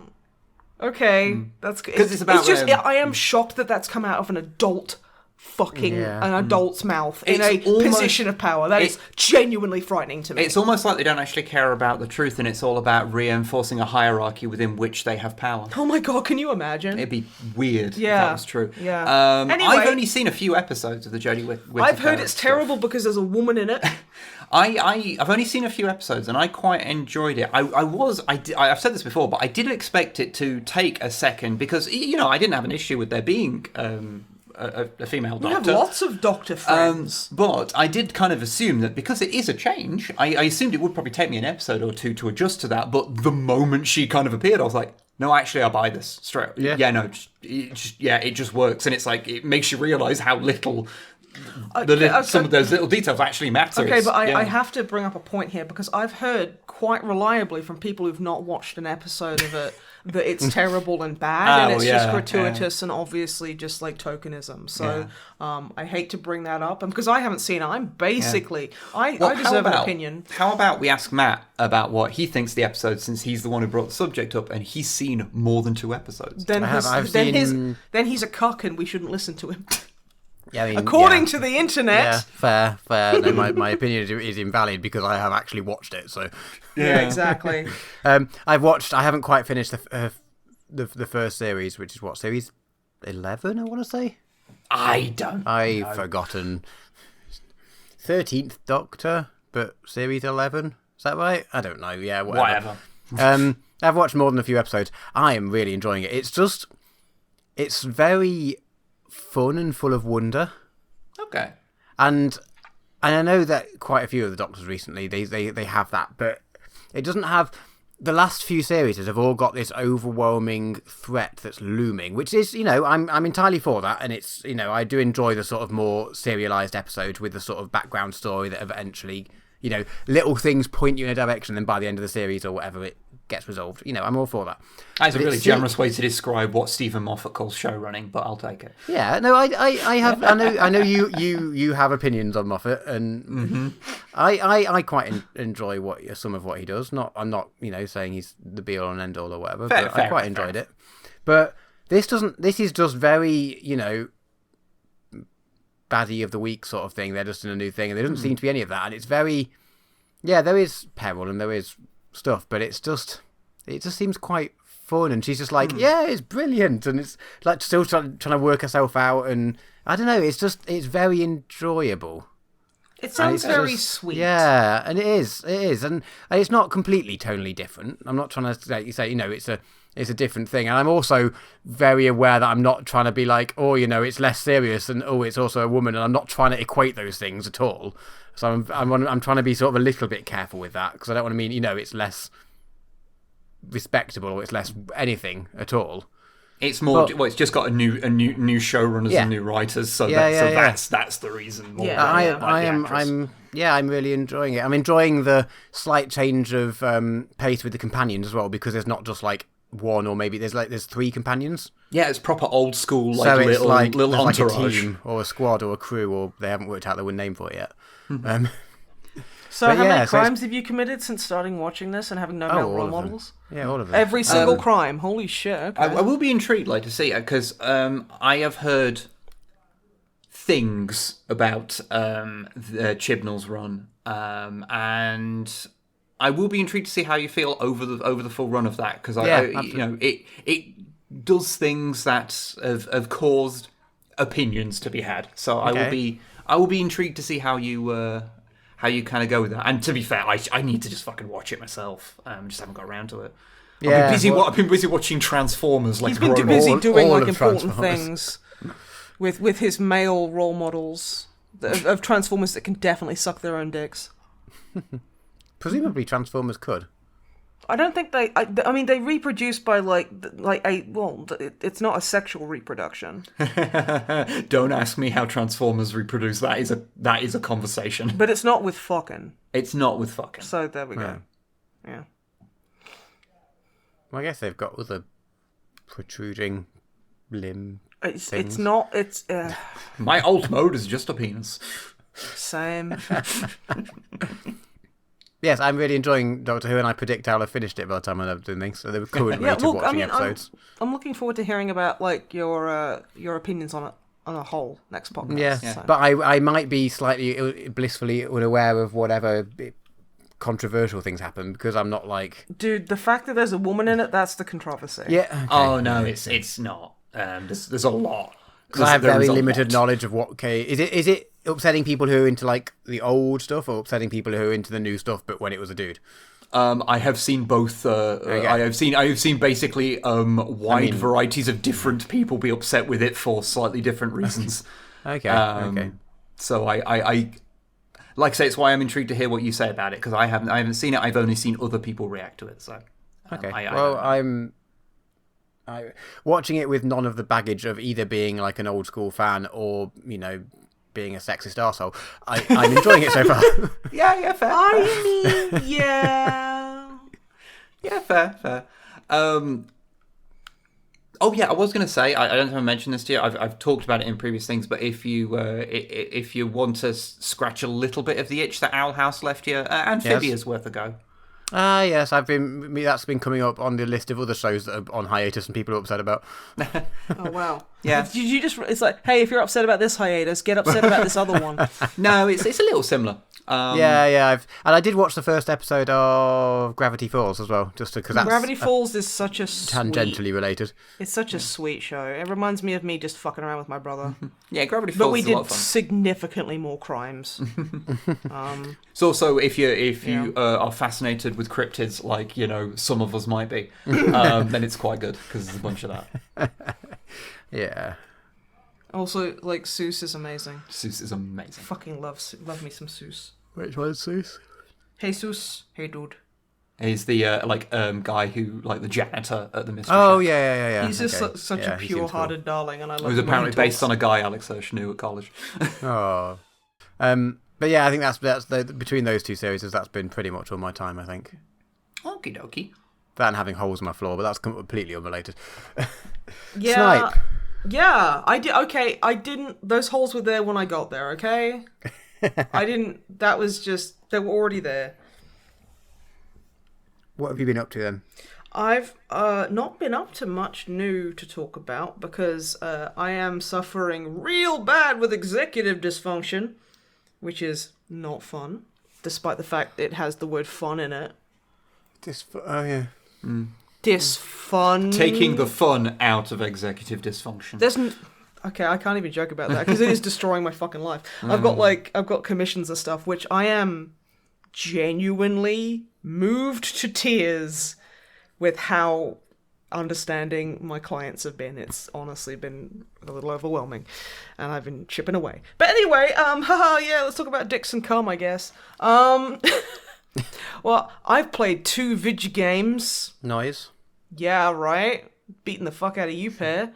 I had only played one video game, and Matt had not played a single video game, so Yeah. you are winning on I'm the the stakes pro of video gamer! games. Except for the fact I don't like using racial slurs, so I guess I'm not that much of a pro gamer. Well, you're not Yeah. pro or gamer, but I'm a bro gamer. With a Y. Talk about your video games. Okay, so, I played some of Star Wars The Force Unleashed, Yes. which is Oh, like yes. a little action game where it's like, it's such edgy fan fiction, it's great. You play as Star Killer, Darth Vader's secret apprentice. Ooh, didn't know that was happening. Oh, the whole time, you're just in the background. And it's fun, and I immediately, because a friend Longfang got it for me, because he was like, you need to play this because, ow, the edge. And I'm like, yeah, I'm fucking there. And because you're Darth Vader's secret apprentice, everyone fucking attacks you. So it's just go kill a bunch of, like, stormtroopers and everything else.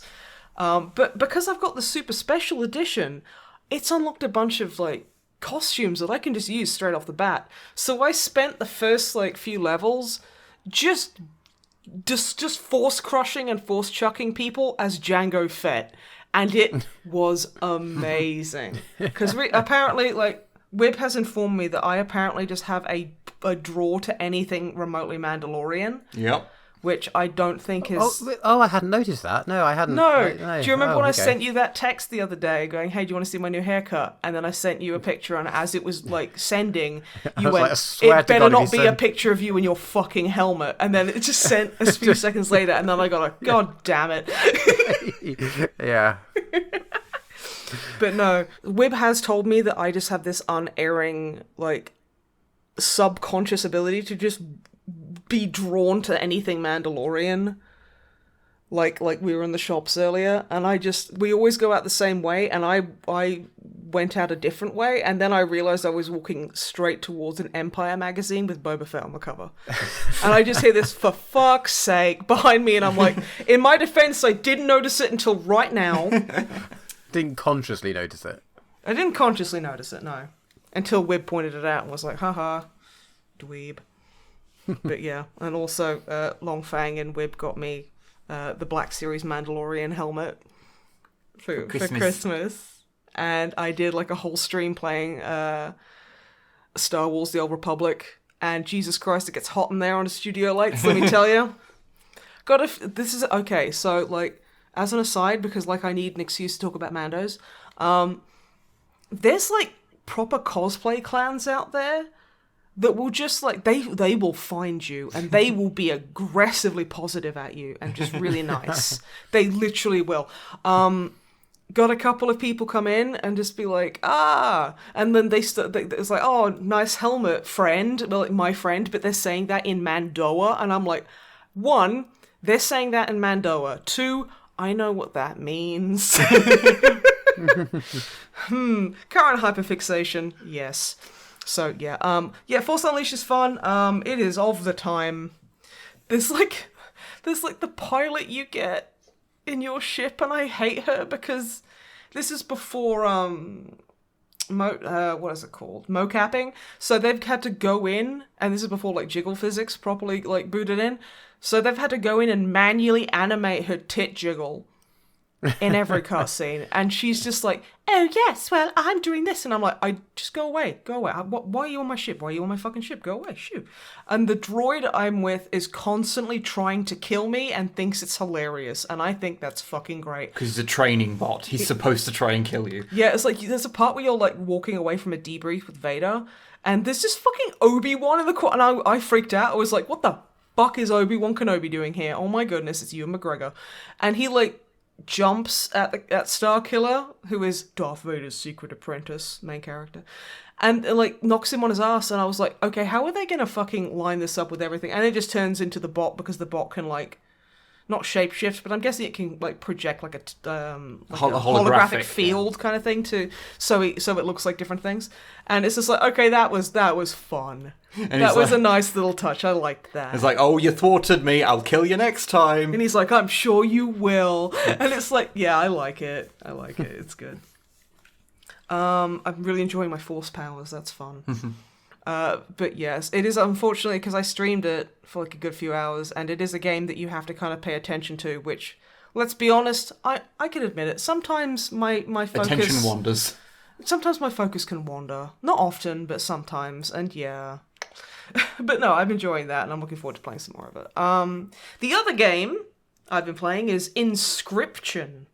It's like Inscription, but the crypt is like spelt like where you put dead people. So crypt in.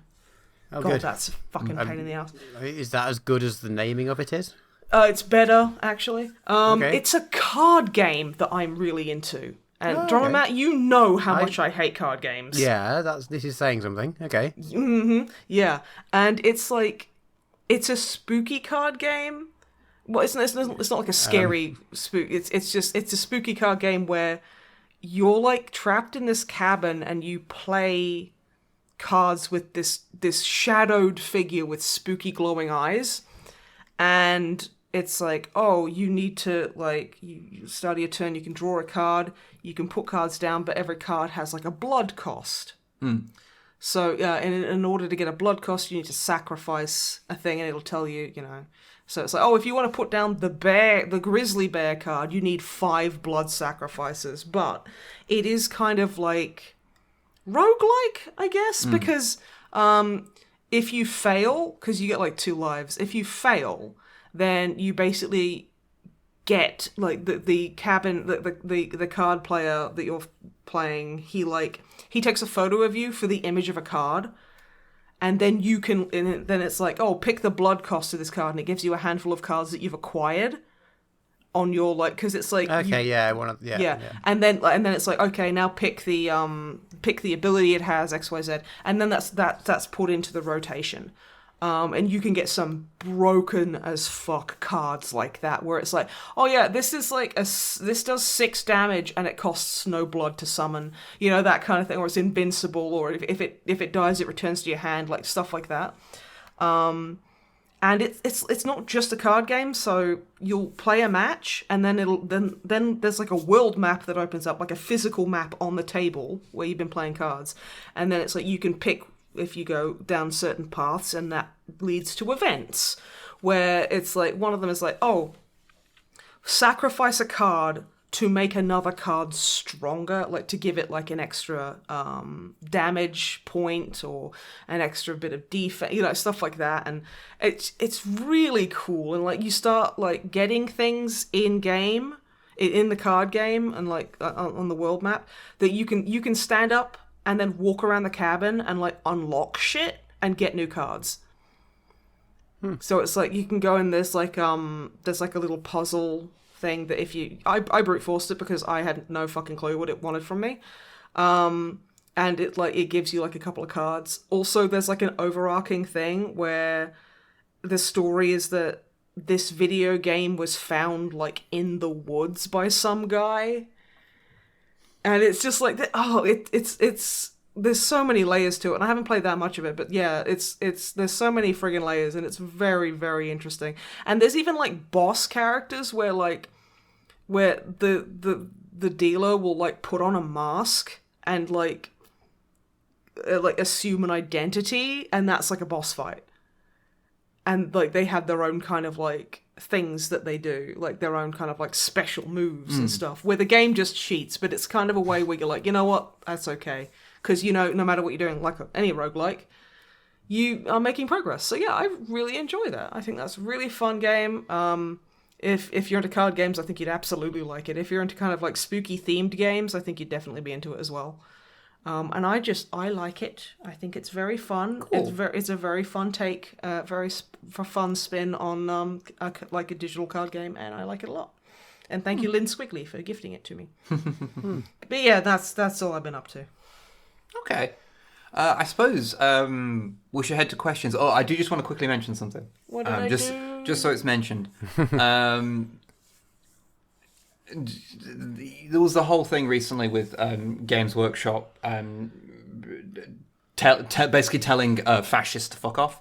Oh, yeah, I saw that. We here at the MisanthroPod are very behind telling fascists to go fuck off. Yeah, and I'm just going to say, because I don't really have a desire to talk about it again, because I literally talked about it a bunch on a recent episode of Adeptus Podcasters. So, very good podcast. You should go give it a listen. Good podcast. So yeah, if you want to hear more elaborate thoughts on that, you can go there. We're not ignoring it. It's very emotionally taxing to talk about a lot of this stuff because so many people are so very ready to take anything you say in bad faith. Yeah. And it is just a very uncomfortable topic because it does affect especially a lot of people in our community who aren't cis or het, and you know, it is a problem, and it's a very noisy, very annoying fucking problem, and it is very emotionally draining for a lot of people, especially people who are a lot closer to the subject matters that are basically being roughed up against. So we're not going to spend too much time. We're not going to talk about it. We just wanted to say, good, fuck fascists. Yeah. Fuck that shit.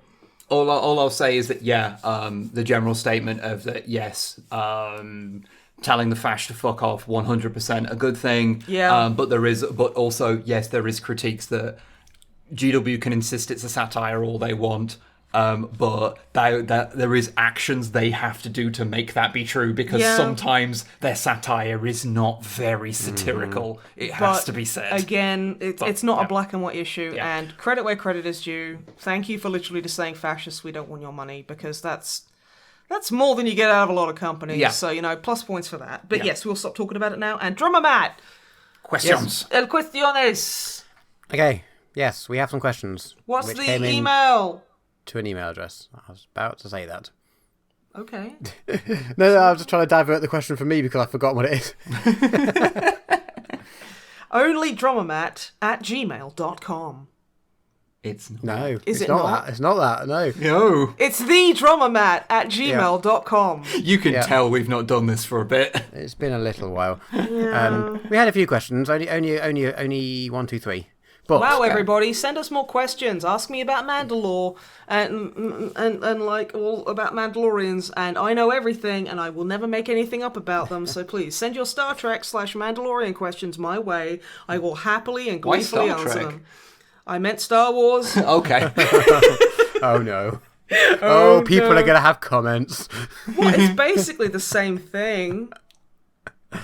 Anyway, what are the questions? Right, so the first one's a bit of a long-winded one, but I think it's an interesting topic to talk about. Okay. So, Max wrote in.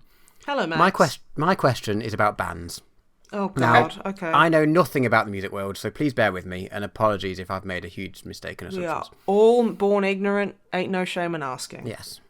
As far as I understand it, you essentially have commercial bands, you can't see my air quotes, commercial bands, which are a full-time job for the members and can break even or even turn a profit this way. And then indie bands, which is, everyone else who are doing it as a passion project or maybe a part-time job.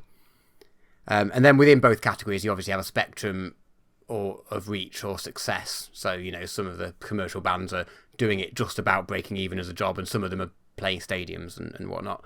And then various indie bands are doing it, pay-to-play gigs or whatever, or some of them make a bit of money on the side from it.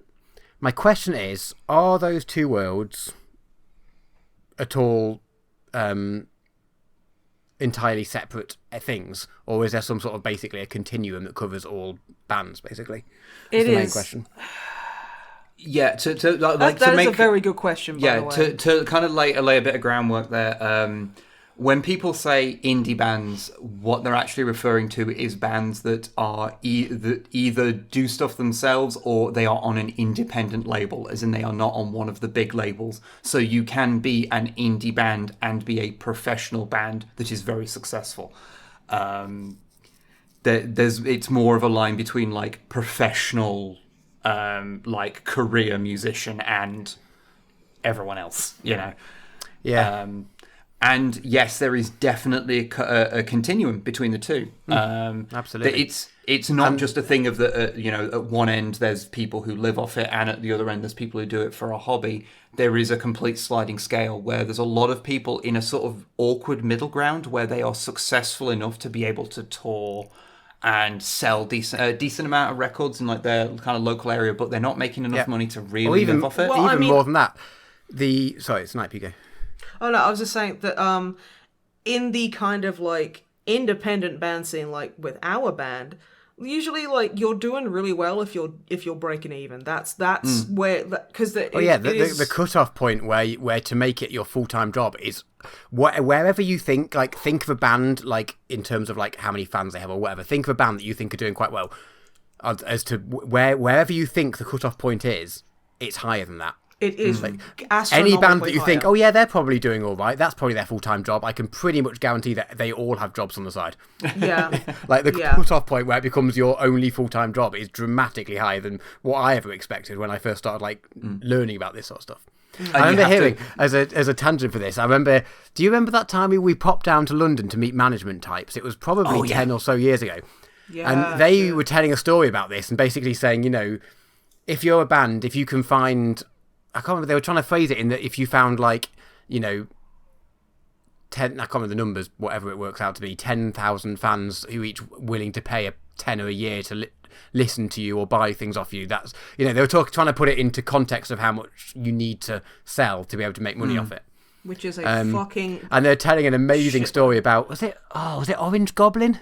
It was some band that they play, big stages at Download Fest and things like that, and they're a well-known band within metal band things. I don't know if they're respected or not, I'm not entirely sure, but they're like a well-known band. And he was saying that one of the guys was working on the side as like a removals dude, so he was moving someone's house and moved an amp with like a bunch of Orange Goblin stickers on it, and he was just like, dude, nice stickers. And the guy whose house it was, whose amp it was, just didn't even notice that his removal guy was in a band that he obviously was a fan of. So I'm guessing he was like the bassist or rhythm probably, guitarist, but, or like the drummer. Yeah, there's just fun stories like that where it's just like, oh yeah, and a lot of band members, once you start making a bit of money, they're still working at bars or whatever, because you can't do it. It's tricky to do a normal job and the whole thing of office job or whatever. A lot of like the freelance kind of thing spills over just in any creative industry, where it's like, oh, why should I pay you? It's not a real job. Mm-hmm. And it's like, fuck you. Art is literally woven into the very fiber of our lives. Every single day you experience art. Yes, people deserve to eat if they're doing that. So, with us, it's like, if you give us beer, we'll love you. If you give us food, we are like stray cats, my dude. We are never going to leave your fucking venue alone. Jesus Christ. And it's like, it's just that level of just, it's like, yeah, you do it for a hobby, but also if you literally get, like, no respect at all, then it does sap the fun out of it. But yeah, no, it would be nice to be like fucking Iron Maiden, just because I'd like people to cheer when the drummer is. You'd like us to cheer because they liked the song and not because we finally stopped. Yeah. I remember I saw Metallica at Download in like 2016 because I'm 800 years old. Or it was like 2000. I can't remember. It was when they played when Metallica played Download, and Lars got sick and had to get like ambulanced out, and they couldn't start playing because the crowd was cheering that hard at the thought of Lars not being able to play. It was like the biggest like oof, my dudes. But I mean. It's like, I don't know, he had some kind of like shitting problems or something. I can't remember what it was. He does have problems with shit coming out of him, it is true. Yeah. So yeah, and the crowd was just they just went fucking ape shit with joy. So yeah, I'd like to get to a point where people would cheer if I have to be taken away in an ambulance. No. I was wondering where this was going. Yeah. Dude, do you think even I know where that was going? Nah, mate. But yeah, I guess in short, yeah, it is a continuum. There isn't just like a single like definite line, and it depends a lot on the type of musician as well. Like a single singer-songwriter can manage to live off that on a much smaller fan base than like a 7-person ska band. Every ska band is at least 7 people. But no, it's because it's not just like a we've all got to split it evenly if we do get paid, and that's like, hey, it's not even a cover bus fare or fuel, fuck you. Yeah. It's logistically a nightmare. So you can't do a lot of gigs if you would get paid or whatever, because people have got work, people have got kids, people have got prior engagements, and it's like that's completely fine. So like if you're just a single person at the guitar, you're probably more palatable. You'll get booked a lot for kind of like smaller kind of like open mic nights and stuff, because it's easier for you. You play, it's nice sounding music, whereas we play some fucking bullshit that is hard to get into. So, it's I don't want to say easier, because there's no such thing as an easy route. There can be slightly less complications in certain areas. But yeah, when it comes to certain elements, being a single person with an acoustic guitar is certainly logistically more simple than being a full band with multiple members who all have their own shit going on. Just like kids. And have to and having to bring all that equipment when you've just got to bring like an amp and a guitar. That's a lot simpler. I'll just go to the DI. You ain't need a fucking amp. Anyway, that was a very good question. Thank you very much. In short, it is very much a continuum.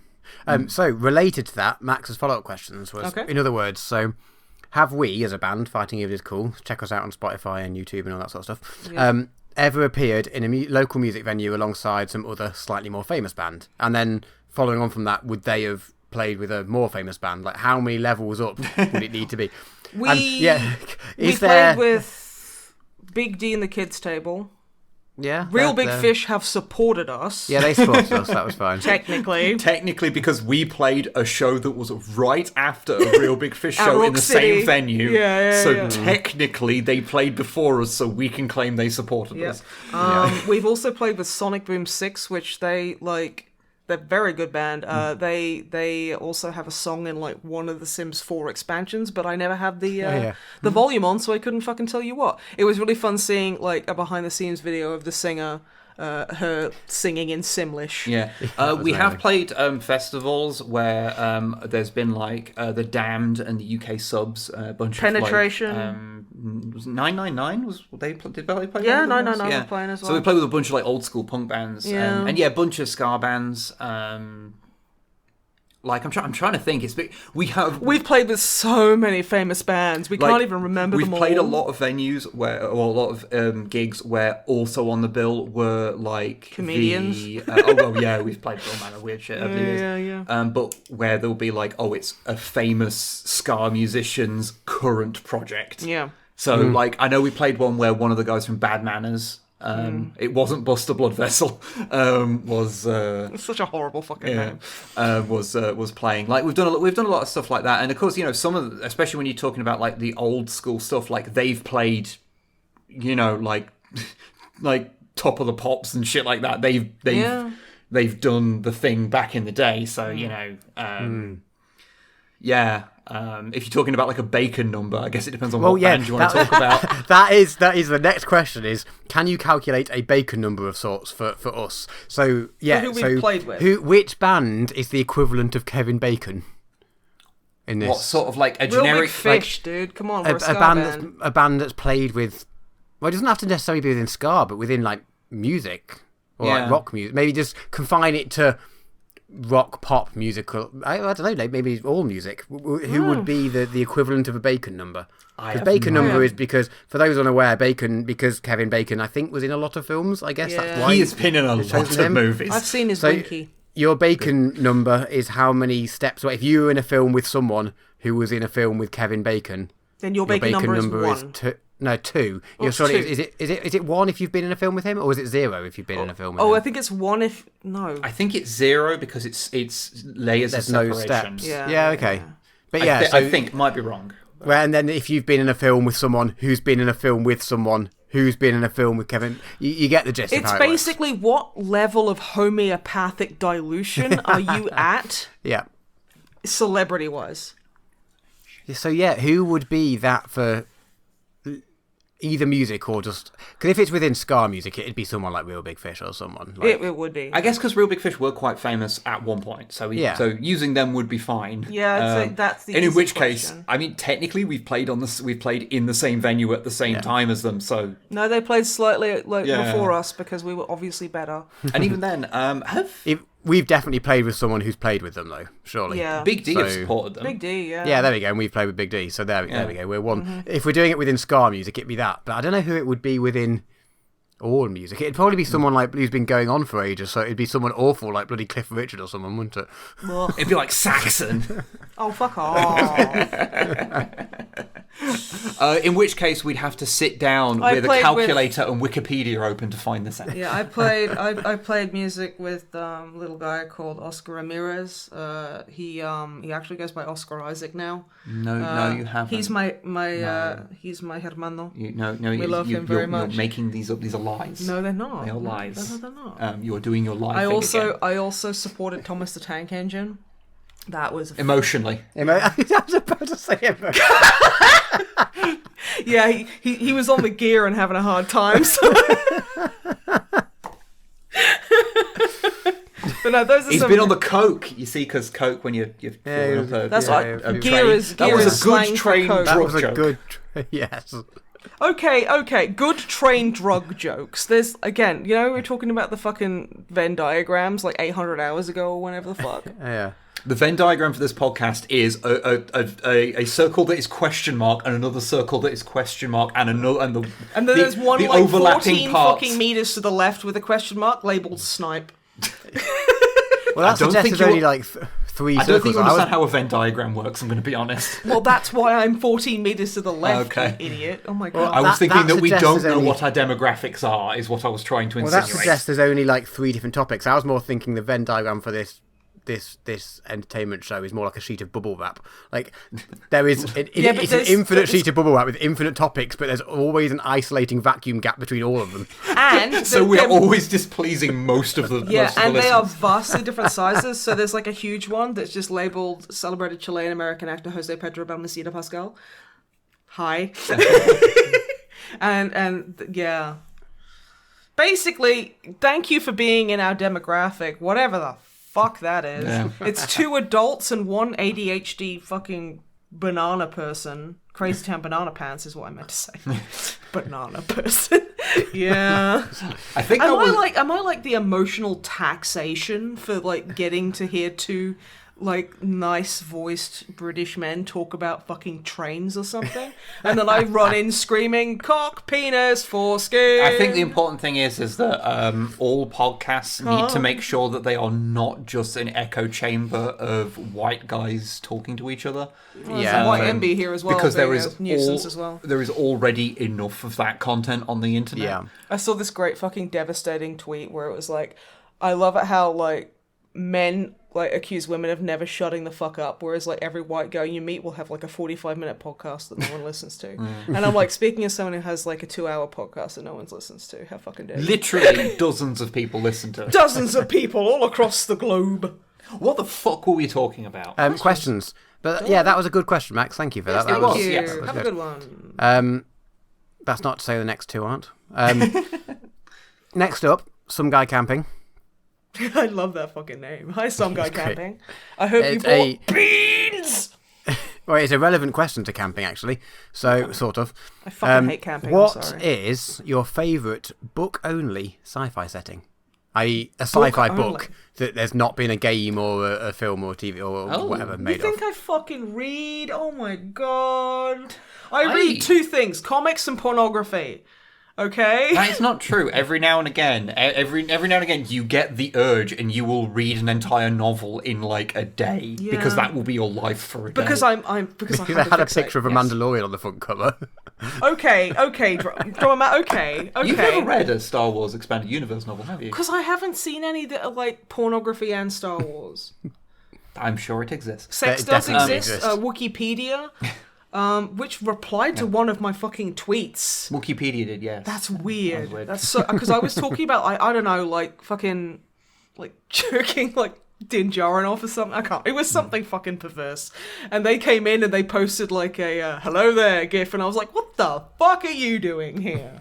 But yeah, no. I don't fucking know. I'm trying to think because I'm trying to think like what sci-fi I've read that hasn't had any attempt at adaptation. The 'cause- weird donut anus things.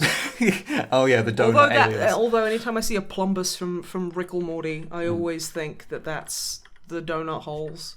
Yeah. I don't know why. That's a really old podcast. I don't remember what episode it is, but I read like a 60s sci-fi and there was like a weird thing about sentient donuts that if they stopped rolling, they died. And they don't like was fucking their family members because it hurts, so they all hate their family because it hurts when they fuck them. It was weird. It was super creepy and bad.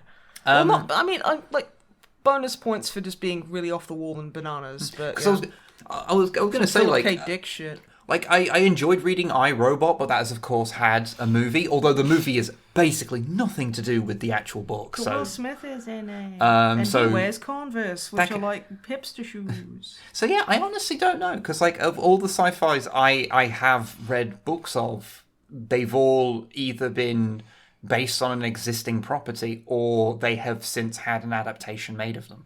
Mm-hmm. So I honestly don't know. That's a real fucky question. Because, I guess- that's a real aha. I guess you could count it as science fiction, although it's kind of science fiction horror, like Lovecraft's work, because some of it hasn't been adapted. So, like, I really like The Lurking Fear. The Looking Fear is. I don't think The genuinely Lurking frightening. Fear has ever but been it's not adapted. sci-fi. Oh Yes. no, it's cosmic horror. Yeah, I don't. That one's a bit more straight horror than his more cosmic horror yeah stuff. that so, one yeah. is. Yeah.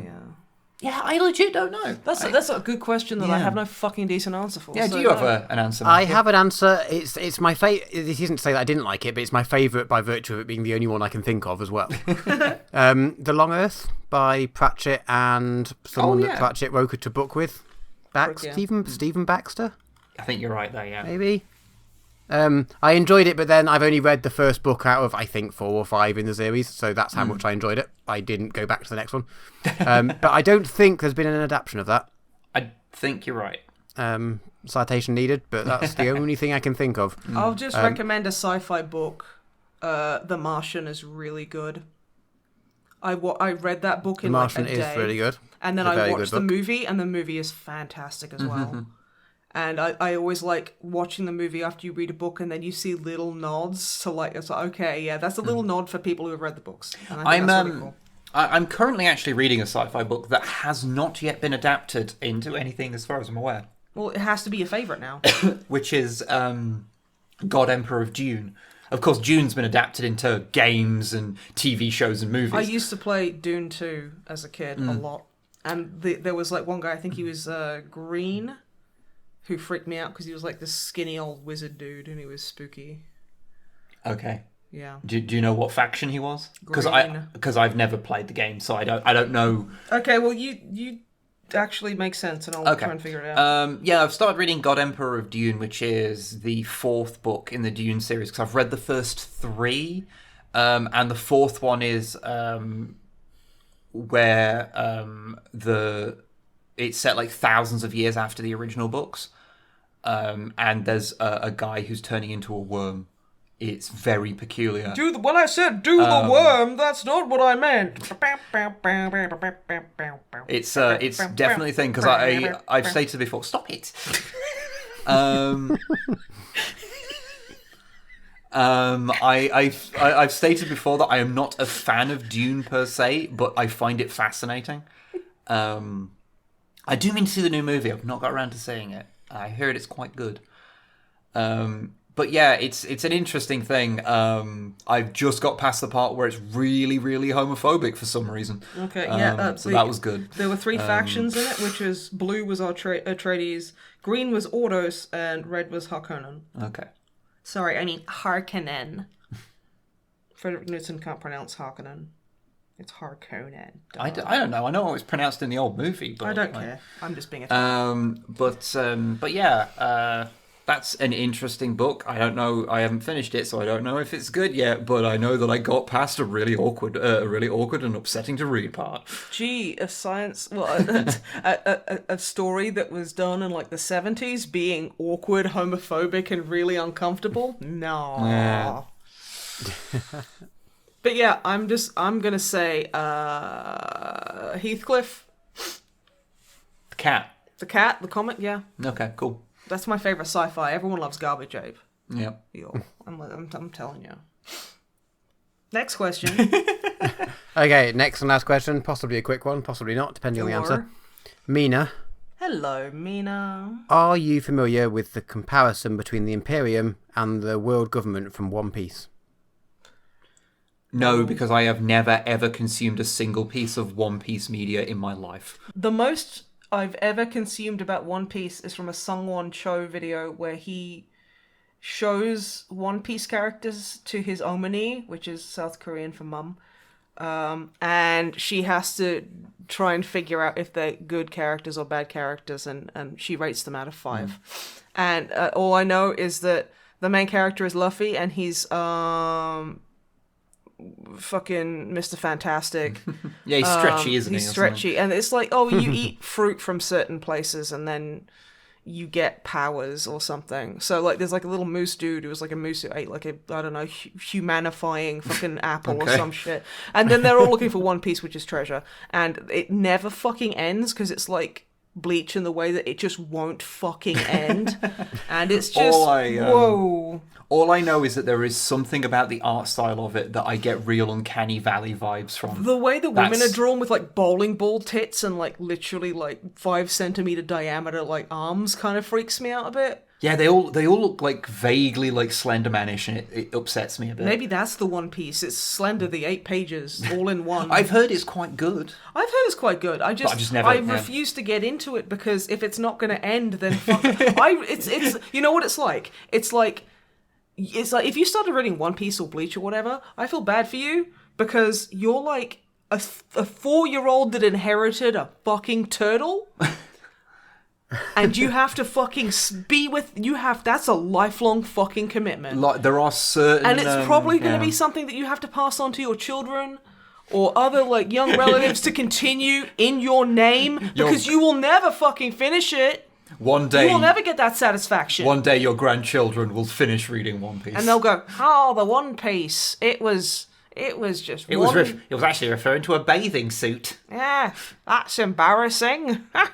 It could be referred to a bathing suit. I know so little about One Piece that could be true. And then your fucking great-grandnephew will fucking die. And you'll never know. Because genetic memory, like in Assassin's Creed video games, is not real. Maybe we need to invent it, and that's how one can actually finally consume the whole of One Piece. Okay, but how do you, like... it's still a thing where, like, your ancestors... And, yeah, but no... Let's say if you're starting... You don't experience the whole thing, but your ancestors will be able to experience your memories of reading the earlier chapters. Yeah, but then Ubisoft will get a hold of their likeness rights and will... Oh, it's just a fucking shit show. Yeah, the inevitable cyberpunk future is not going to be a fun one, but, you might it's be able to... It's going to be about as fun as Cyberpunk 2077. You might be able to finally finish reading these really long-running mangas. Yeah, so maybe. So no, we don't know. But thank you for the question, Mina. And I'm sure if you enjoyed this thing, that's good. No, if you like it, that's awesome. But I also I tried to get into Bleach, and I was like, no, I have to cut my losses early. I have to stop this. I can't, because I went through like 8 episodes of like they're in like the fucking Shinigami city, and they're just literally, it's 8 episodes of them just running around with that one fucking piece of music playing, and it pissed me off so bad. I was like, I don't care how hot the shop owner is, I'm not fucking watching this no more. Because the shop owner is really hot. Okay. He's like a scruffy. Okay, he's you. No. I just hit my elbow on the radio. It's okay. I think you causing yourself physical damage is a good place to wrap up. Well, I mean, it Unless makes a change there's- from me unless causing there's, people psychic damage. So, Unless there is any further questions as part of No, that's all. Okay. Okay, send me in questions about Star Wars and Mandalorians. Any question.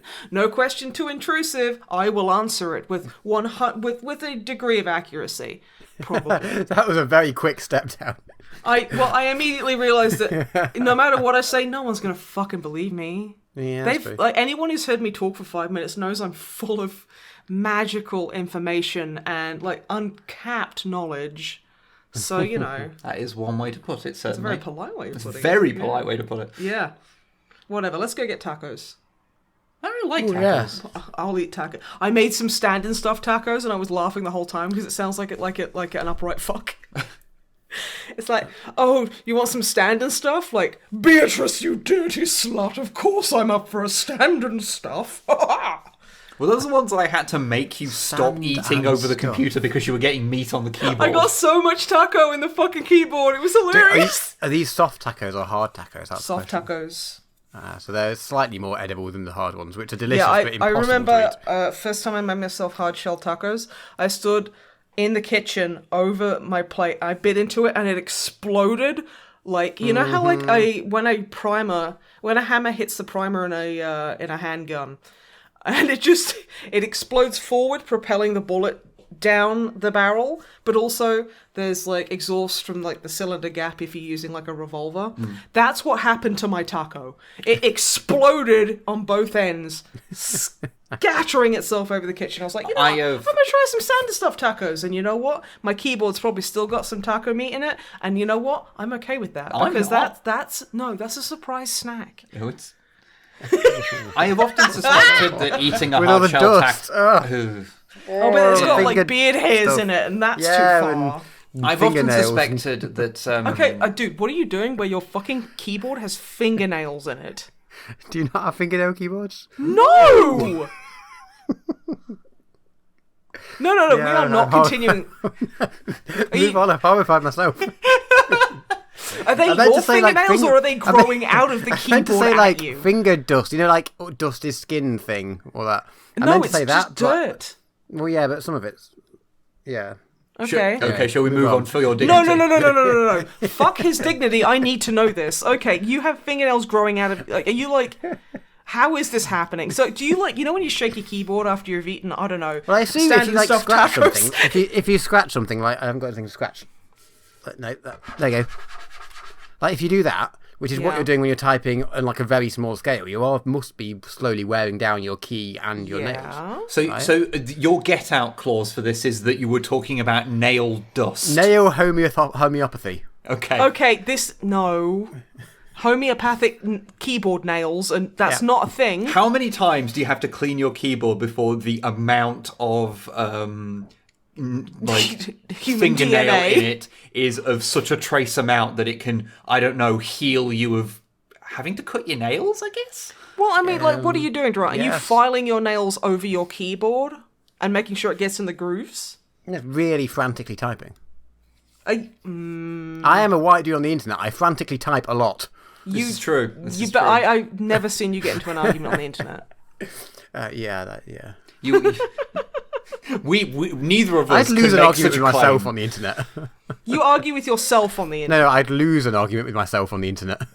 Yeah, only because I think you just stop giving a fuck and be like, this is just pointless. I'm going to go Maybe you have a should do stand it. and stuffed taco. Maybe you should do it. Start an argument with someone on the internet. See how you feel about it. Because I can say from my Getting own, very Fight Club and toxic masculinity. I can say from my own personal experience that getting on a fight on the internet is really pointless and it is unsatisfying. But if you've never done it, I mean- I'll tell you what. Someone in the comments start a No. fight with Matt, and No. Matt can fight you back. I'd probably just be sad. Yeah, Yeah, he's No, like just- Drummer Matt is a soft, gentle creature boy, and we love him. And leave him to grow nails out of his keyboard on his own because he types apparently so fast. Do you write pornography? Is that what you're doing? Because I mean that doesn't affect my nails. Maybe You're not writing as fast as he is. Well, evidently. Oh, are you doing like the thing where, like, you know, the cup game where you like cup, and you're doing What? that with you type, wank, type, wank, type. What? Cup. No, you're not seeing the TikToks and stuff where it's like cup.